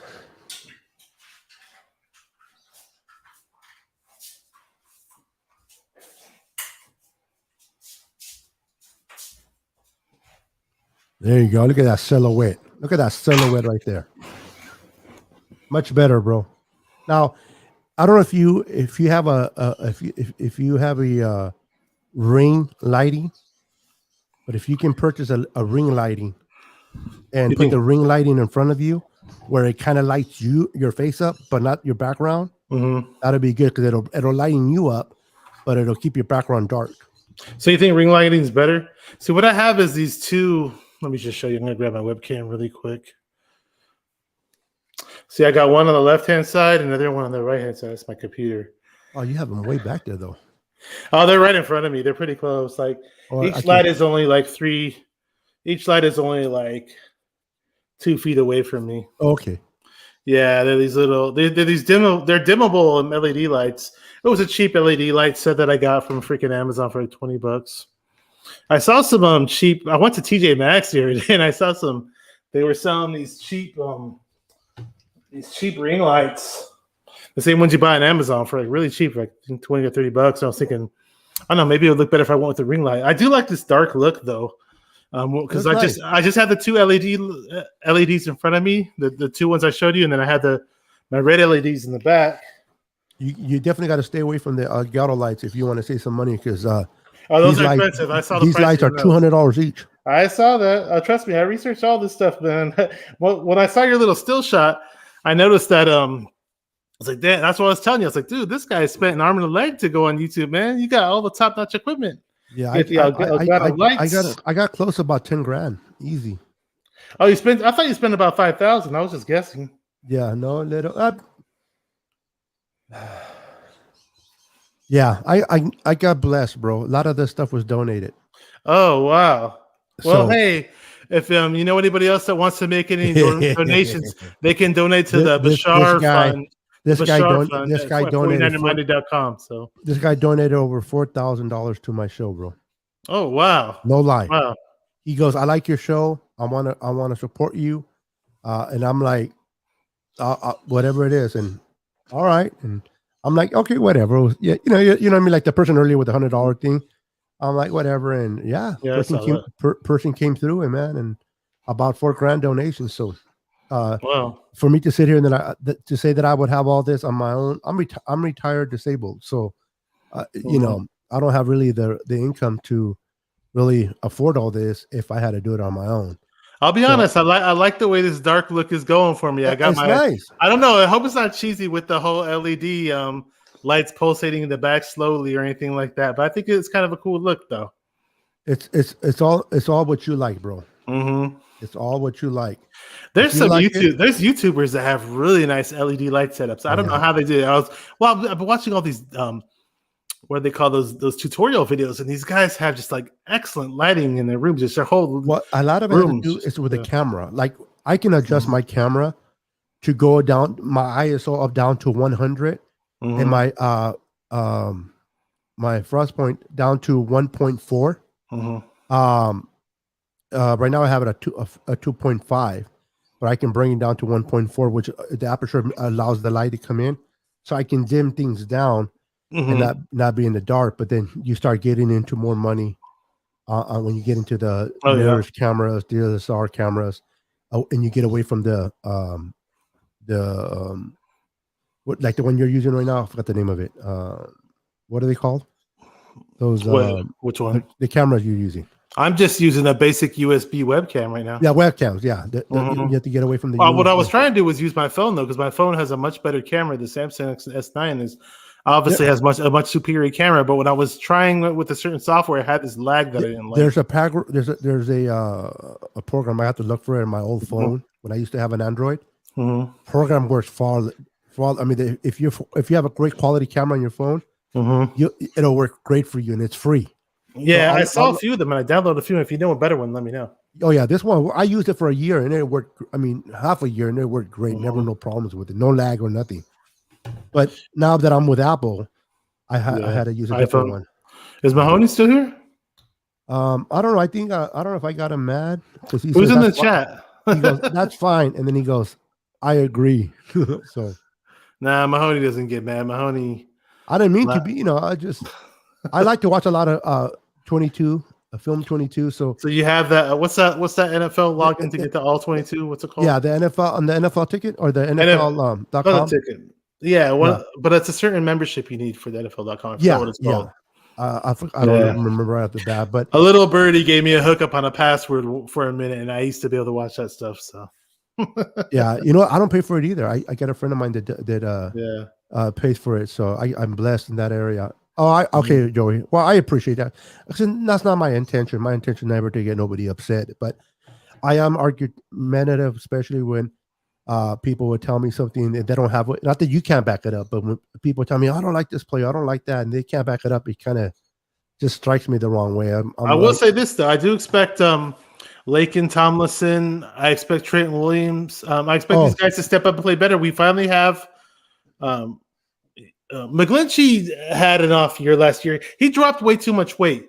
If you're an offensive lineman, that was his mistake. You dropped 40 pounds. I mean, or I think he may have dropped 50 pounds. I'm not sure. Especially if you want to be, you're digging your own grave when you do that. Pass blocking.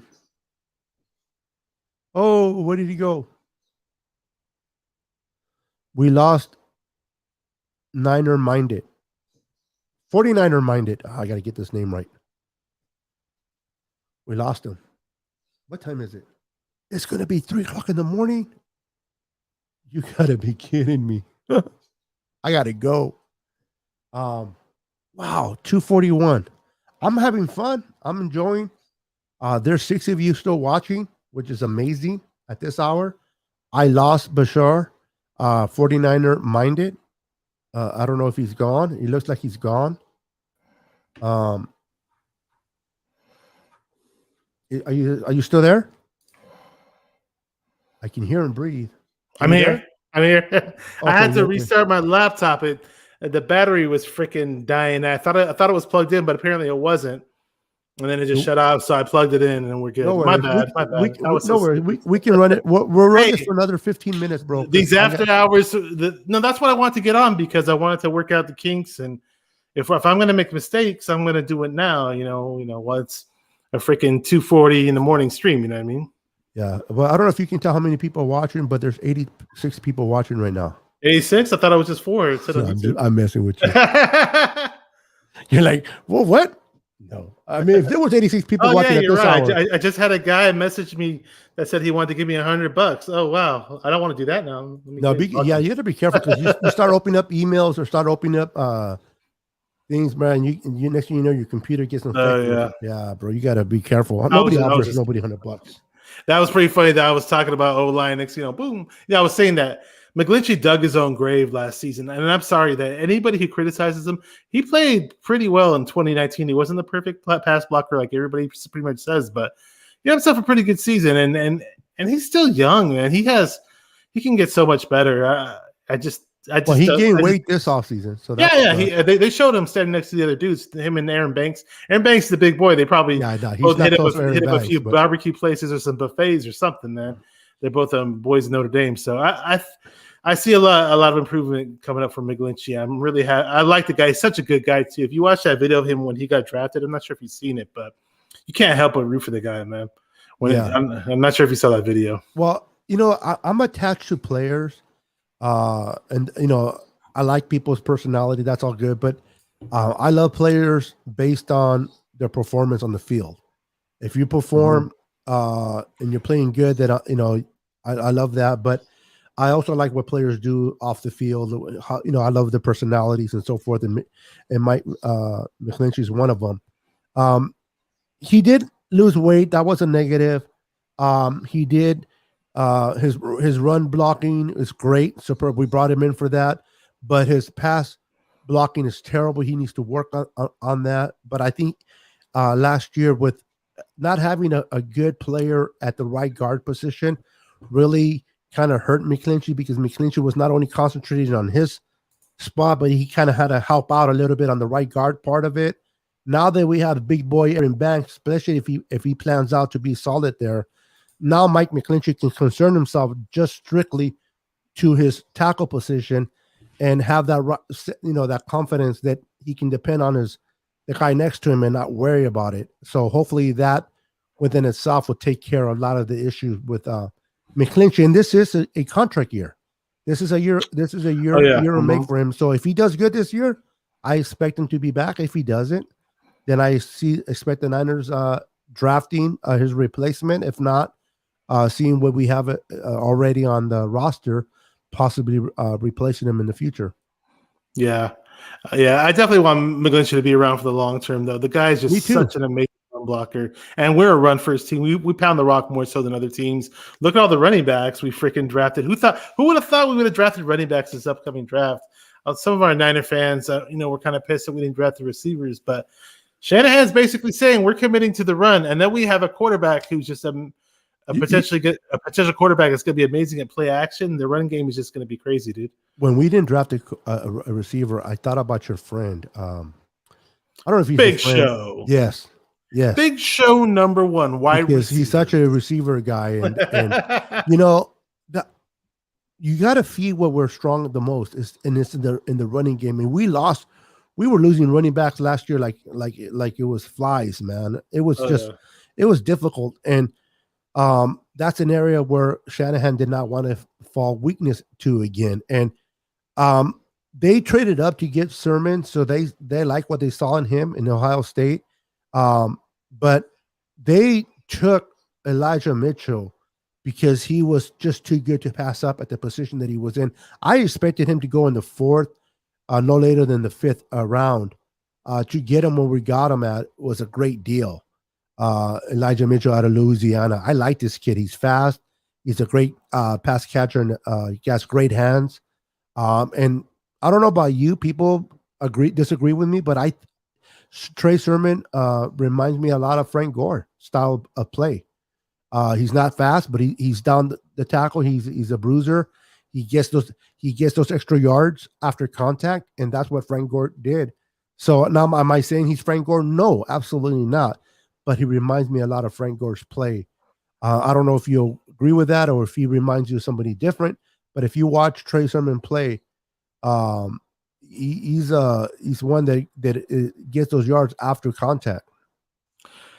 When I watched him, Frank Gore didn't necessarily come to mind, but I'm not going to argue with about it because, hey, I'd love to have him be another Frank Gore. That'd be great. It was funny. I was watching Real Talk Niner Talk, and there's this buddy of mine that goes on there named Super Dave, the OG, David Edmondson. And he's on there. He's like, when I see Trey, when I see Trey Sermon, he reminds me of Roger Craig with those high knees. And I just started laughing when he said that. That's a stretch. Yeah, that's what he says. I think I don't see I think Sherman he's referring. thinking that high. I think he's referring to that play where Sermon leapfrogged that one player, that one defender, and Okay. he had his knees really high on that play. But I was watching him; I didn't necessarily see his knees go up and down like that might have been a Roger play here Craig's. and there. Yeah, can you think of another running back who ran just like Roger Craig? He had such an unique running style. I mean, just doesn't No. it? Yeah, I never saw anybody that ran like Roger Craig. No, at one point, man, if you go back and watch Roger Craig's runs when he was elite at the peak of his career, he was something to watch, man. He was special. Yeah, I like time. See, I hear you lagging now. It sounds like a robot. I don't know if I sound like that. Let me see what the chat says. Can you hear me? I hear you now, but you were lagging. It was sounding like a robot. What it is I'm hardwired. Okay. I'm not on the Wi-Fi. I'm on Wi-Fi. I'm hardwired, but this particular program wants to connect via Wi-Fi. It's that's stubborn. weird. That's weird. It wants to connect via when you Wi-Fi. say the program, are you talking about StreamYard? Because I know I'm on StreamYard with you now. StreamYard. Well, it's funny because every time I remember you were mentioning it earlier, and every time I'm always getting these, like if I click on a random YouTube video, I'll get this advertisement for StreamYard that runs all the time, basically telling me, hey, we know that you want to be a future YouTuber because you're watching all these videos on YouTube production and how to get the proper stream.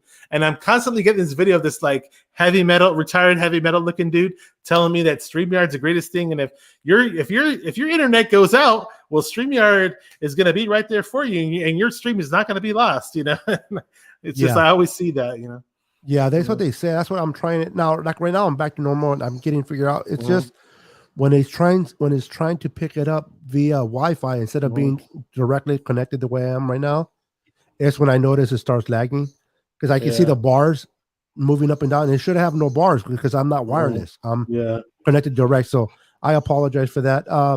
Matthew says, and I'm going to answer Joey's question in a minute. Matthew says Roger Craig was a complete running back. Absolutely. The first running back to have 1,000 yards catching and 1,000 yards passing. Receiving, excuse me, passing. I'm making him a quarterback now. Receiving, yeah, it's late. Yeah, we might as well. Why he's not in the Hall of Fame, it's beyond me. 49ers, oh my God. We could do a whole show on that. Yeah, bro, it's definitely. Now, let me answer this question real quick for Joey. I don't want to ignore him, and then I'll let you continue. He says, would you bring Sherman back? Me personally, he slowed down quite a bit last year, but in 2019 he was pretty decent. I still like Sherman. We are not very strong at our secondary, in my personal opinion. We have Jason Verrett, but Jason Verrett, even though he had a great year in 2020, we all know that he's injury prone. Hopefully that's not something that it's part of his. I know somebody asked him about that. He's like, that was then, this is now.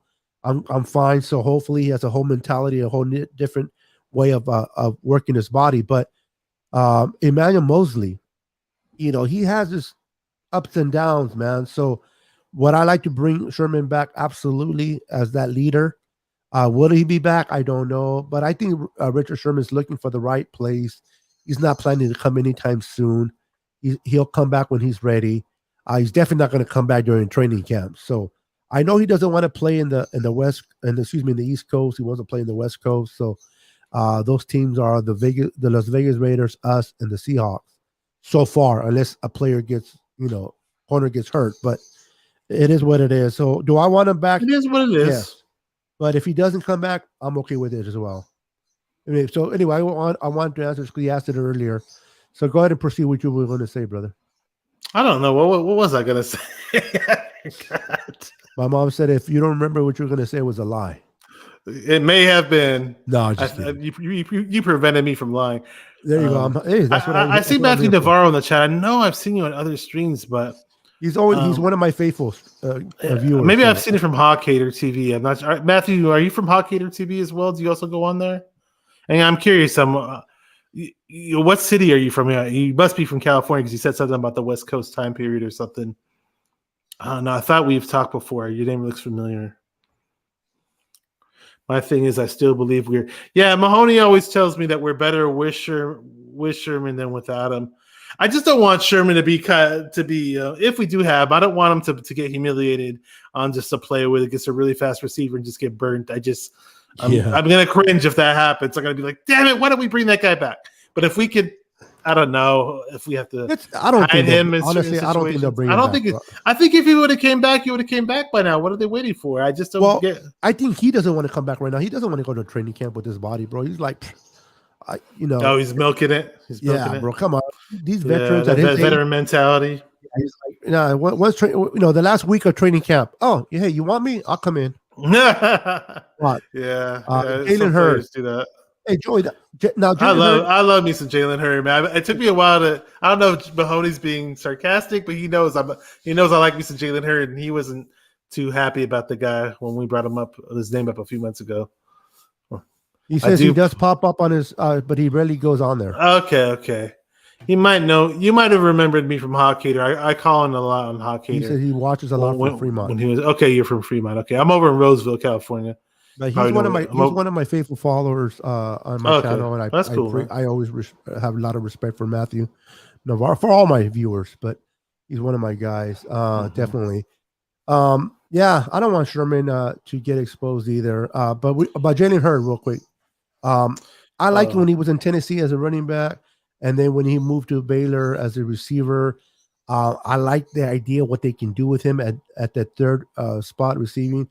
Not more for his catching ability, but more for his blocking. We need a big body type of he'd be good for the run game, man. For the run game, exactly. Oh, he would maul DBs. Man. That's what I want him. A lot of people want to see him for the, hey, give him the ball at times. Yes, he can do a lot, but I want him to see him and the other kid that we picked in the 7th round last year. What's his name? Juwan Jennings. He's a big boy too. It's another big body that we can use for blocking. People are like, he's not a good catcher. I don't care. I mean, I care that he learns how to catch better, but I want him to be a big body. They haven't seen him play in a Niner uniform, though. True. I mean, he wasn't that bad either in college. No, but they say he looks a lot more improved now. They said he got a better shape. He looks a bit more athletic now, and they said expect some things from him. So that's good to hear. If we could have Juwan Jennings and Jalen Hurts contribute, Jalen Hurts to me has potential to be a special player. As it really sucks that he was dealt a bad hand with the injuries. It's terrible. A lot of 49er fans hate his guts, and they don't want to give him any chance whatsoever. I think it's ludicrous. We're not tied down to a big contract with the guy.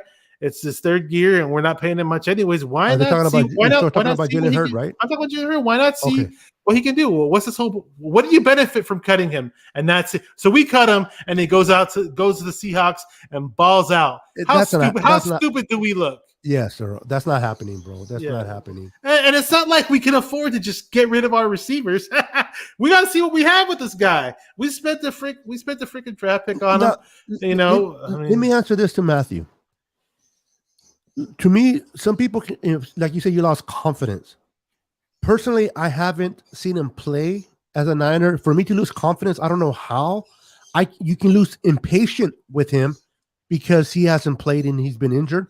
I can see you losing impatience over him being on the sideline all the time. But to lose confidence when we haven't seen him play what he can actually do, to me personally, it's a little bit extreme because what I saw in that Dallas game, that first game that he did play, he was pretty good. Unfortunately, the injury bug has stuck him really hard, and hopefully this will be the year that he can prove himself and to the rest of the 49er family that he was worth the number 3rd overall pick that year. And we'll see where he goes. And if he doesn't plan out, then we'll cut him. But to cut him before he actually plays is prematurely. And I agree with you, brother, on that. Yeah, and it's not like we have this plethora of wide receivers where we could just afford to go, oh, cut this guy, cut that guy. I'm losing my patience. I'm losing my patience. Yeah, I would cut Kevin White first before Jalen Hurts. Yeah, what everybody's saying right now, Jalen Hurts looking pretty good. And they didn't have him out in OTA minicamps because they want to save him for the training camp. They specifically said they want to save him. Had he not had that injury history, they would have had him out there practicing with the team doing the regular drills, but they were having him doing solo drills. But they're saying for the past, He's been at the facility for the past 6 months, and they really like what they see in him so far at the facility. So I'm not ready to give up on Jalen Hurd until I see him on the field playing bad and looking like he does not belong there. Then I can say that, but right now I can't say it. Yeah, and we'll find out more in training camp where he's at. And now that we have preseason 3 games this year in preseason, we'll get a good sample from him, and we'll see. And if he doesn't earn a spot, then we move on. But to let him go now before we see what he can do in training camp or in preseason, that's kind of, I don't know, that's kind of tough. Like I said, I'd rather let go of Kevin White. I think Kevin White, if you watch, when you watch and see him out of college, he hasn't done anything but get hurt. And he's not, even when he was, I forgot what team he was with when he first came out, but Chicago Bears. Chicago Bears, that's right. So good. Oh my god, he was terrible. So, if I had to choose between Jalen Hurd and Kevin White, bye Kevin White. I don't get why Kevin White was never good. I don't know, man. Just so much size and speed and just all that potential coming out of college. I don't get it, man. Yeah. Now, if he turns it around, we'll see. But hey, this is his last shot, so we'll see, man. And we got him for nothing. Why not? I mean, yeah, and we're holding him for nothing. Yeah, so that's another thing you got to look at is what they're costing us. Oh yeah, he's not costing us anything really. No. So, and he'll probably wind up in the practice squad. He'll get cut, picked up again. But we'll see how he does. I'm glad. I don't know about you, but I'm glad that we're having at least 3 preseason games, especially to kind of get familiar with Trey Lance, to see him play a little bit, to kind of get an idea of his. I want to see this footwork. I know we're playing against second string defense and third strings. I don't care about that, bro. Personally, I want to see his timing. I'm talking about Trey Lance. I want to see his timing, his footwork. I want to see how fast he's developed and learned the offense of Kyle Shanahan, how he's able to make his reads, how he's reading the defense, where his eyes at on the linebacker, which calls he's looking at. And I just want to see everything that he's improved in. And again, because we can't see him at practice that much, and we only go based on what the beat writers say, but I want to see it from my own eyes in the game to kind of get an idea of where we're at with him. And a lot will tell you, if you watch film, you'll be able to see a lot on him, and you'll get film on preseason. So I'm looking forward to that. Yeah, I'm really excited to see Trey Lance. And I try not to talk him up too much. I don't want people to think I'm this big Trey Lance homer, but listen, I want to. That's anybody that has been in my kind of little group here knows that's who I wanted to be drafted way before he got drafted. So you wanted him the whole time, huh? I wanted him the whole time, and those that know me, that are close to me, and quite a few of them, they know, they can back it up. That's who I wanted. Everybody wanted Fields. I'm like, no, Trey Lance. This guy plays in a pro style offense. He majority of his snaps, his back is towards the defense, and he's able to make this plays. He makes his own adjustments on the line at the age of 19. Yep. This guy's a sponge.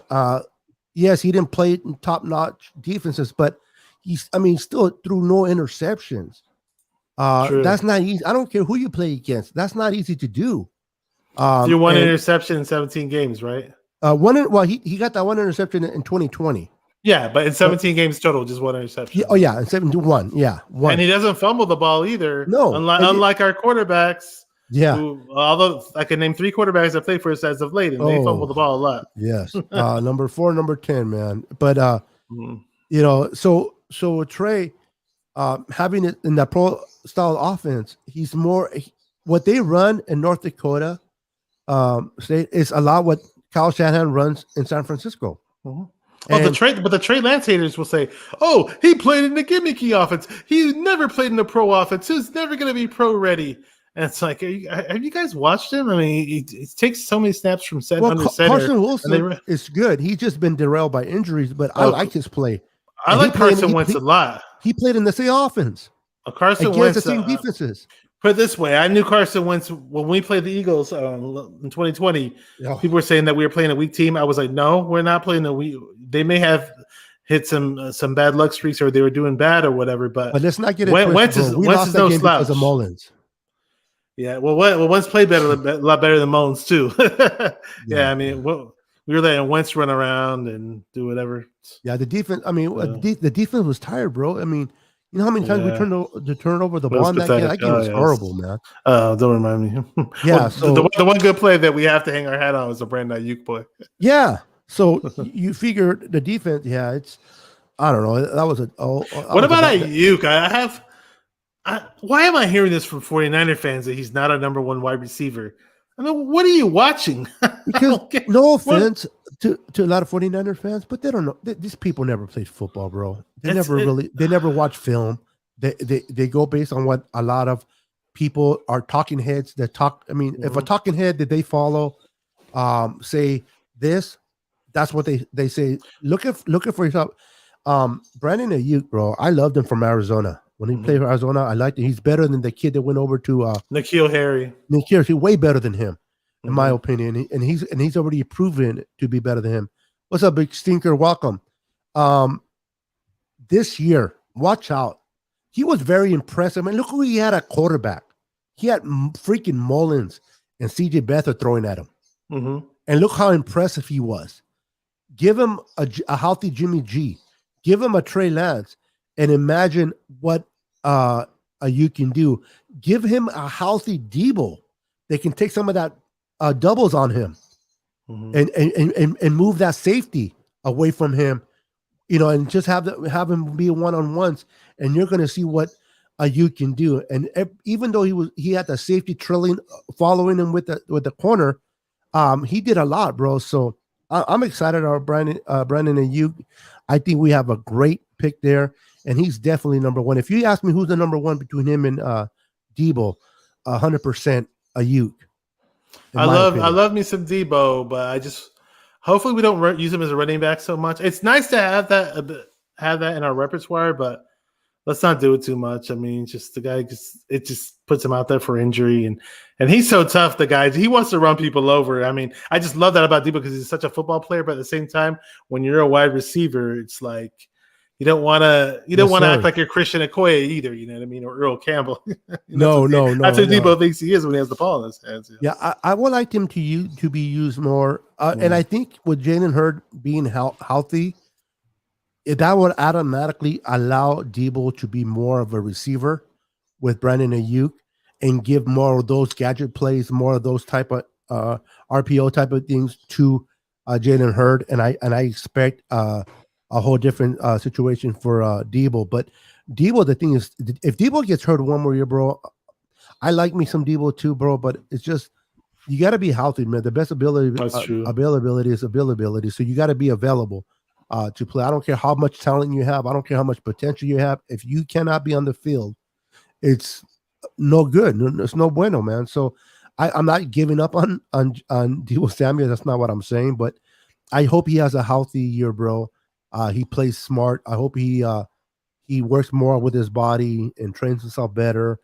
And same thing with Kittle. I love Kittle, but he's heading the way of Gronk, man.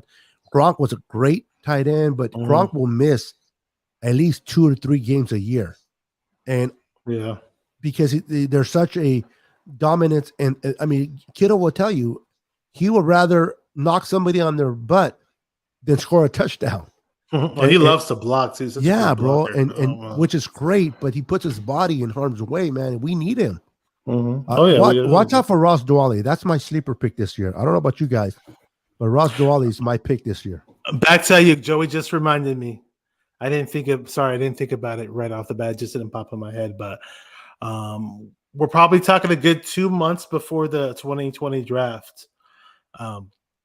Joey Mahoney sends me videos about Brandon Ayuk. Doesn't this guy kind of remind you of Debo? Don't you think we should draft this guy? And I'm like, okay, I didn't watch one Arizona State game the whole year. Who's this guy? Who's this guy that you're sending me videos of? I sit back and watch Ayuk, and I'm like, wow, this guy's cool, man. I like this guy. This guy's pretty sick, dude. Now, keep in mind, going into that draft, the big names that kept popping in my head at wide receiver and where I thought we were going to draft the receiver at, we ended up getting Kinlaw early on, but I kept hearing about CeeDee Lamb, kept hearing about Jerry Jeudy, the big name, didn't go there. SEC wide receivers with all the bright lights, with all the fanfare and all the, the whole shebang.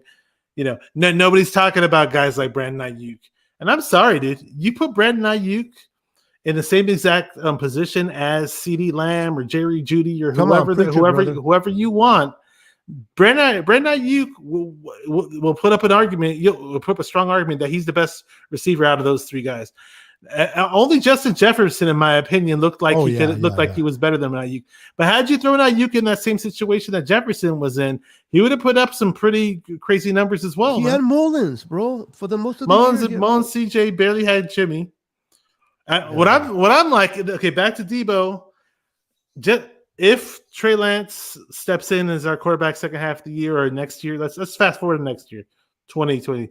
You're gonna see the true version of Debo, I think, once Trey Lance is established. Let's say once he's established, whenever that happens, you're gonna see more of Debo running the full route tree, and it's gonna be dangerous with Debo and Ayuk. Assuming we have Debo around and he's healthy, it's gonna be fun to watch. Yeah, but Joey's the first guy to get me on Ayuk. Remember that. He told me about him way before anybody else did. Yeah, bro. I'm as much as fun as I'm having, bro. I got my bird. I got you. I was gonna tell you at 3:00 maybe we should. Yeah. They're we're gonna be here till 7 in the morning, man. They're way past their bedtime. But I'm gonna still stay up. I cover them up, and I'm gonna be watching TV until about 4 or 5. So I'm a late guy. Yeah. So if you ever want to do one of these late night shows, brother, I'm here with you. Yeah, we can do some Midnight Madness of our own, huh? There you go. Yeah. I like that. Or Niners after hours. We went past the Midnight Madness. Niners, we went way past. We went ludicrous night. Yeah. But it's fun, man. It's fun. I'm glad you came on, bro. I'm glad you came on. Thank you for glad you had me on. And I only want to come on with just to get comfortable with my setup. How's it looking? If the lag's not going, because I'm literally running off of Wi-Fi, and I have the router in literally the next room, but where I'm sitting, I don't have a hardwire connection, and so I'm hoping this looks good. It doesn't lag, or the lighting situation's good. So far, you've been good. You've been good, bro. You've been good. What platform do you use to go on? I guess I'm going to be using StreamYard, but if I can find a better, the thing is, I have the Streamlabs program that I use, and what I want to do is I wanted to use a virtual green screen, and I use it on my preview video, but that video I just recorded. At home, I wasn't going live when I recorded that video, but hopefully I can. I saw a fellow YouTuber use the Streamlabs program with the virtual green screen live and have guests on at the same time. If I could figure out doing all that, I want to go live as soon as possible. But if I have to do a bare bones where just me sitting in front of my camera with this regular generic background, so be it. And it looks good, bro. I like it. Maybe you could put a couple of 49er stuff back there. Yeah, I have a big 49ers flag. I don't know how I guess I could probably hang it over. I'm not a big fan of green screen. I'm not. You have to have the right lighting for it. Because I don't like. I see a lot of people that use that in the background. Their heads are choppy, and they move their hands. Half of their microphone. Yeah, I can't do that. When I did my little preview video, you can see this like green halo around me. I did a newer one though where I didn't make it public. And I used a different software to do the green screen. The green screen came out really good on that one. Okay. So I figured out how to get it good, but I kind of do have to be in a position where I don't move around like crazy either, or I don't move my mic because if you move your mic a little bit, boom, it just becomes all green. You don't even see a mic sitting there. So, but it's a green screen that I don't have an actual green screen sitting behind me. I use this program and I trick the system to think I have a green screen, and I basically just upload a picture of a green background is what I do, and then the software thinks I have a green screen, and then I use that, and then I throw up my 49er Minded logo in the back because I want it's all about branding. I want to have my 49er Minded logo in the back. I'm actually looking into getting T-shirts done, even though it's early on. I haven't even done a real show yet, but I was just watching some videos on what are the best ways to go about selling your T-shirts, and there's not a huge profit margin involved. Well, but hey, why I not, print T-shirts, bro. So let me know. Oh, you do? Yes. How come you haven't done any 90 Sickness T-shirts? I haven't. I've been busy, bro. But I have my. I took it out, but I have my silk screen and my press and all that good stuff, man. So I bounce around to a lot of topics. So I'm gonna keep talking. No, I know. Before we know, I got so much energy. It'll be another 20 minutes. But exactly. Yeah, I think my wife's starting. My wife's gonna chew me out if she cover those birds. But all right, it was fun, guys. Everybody that is watching with us, we still have 5 strong, which is amazing at 3:12 Pacific Standard Time. You guys are amazing. Brother, thank you for coming on. Always a pleasure. Look Oh, you're forward to welcome. having another late night chat with you. 49er Minded, man. You're awesome. Oh, thank you. Congratulations on starting your YouTube. Yeah. I'm going to be pushing it out there for you, bro. Thank you. And you know, keep doing what you're doing, bro.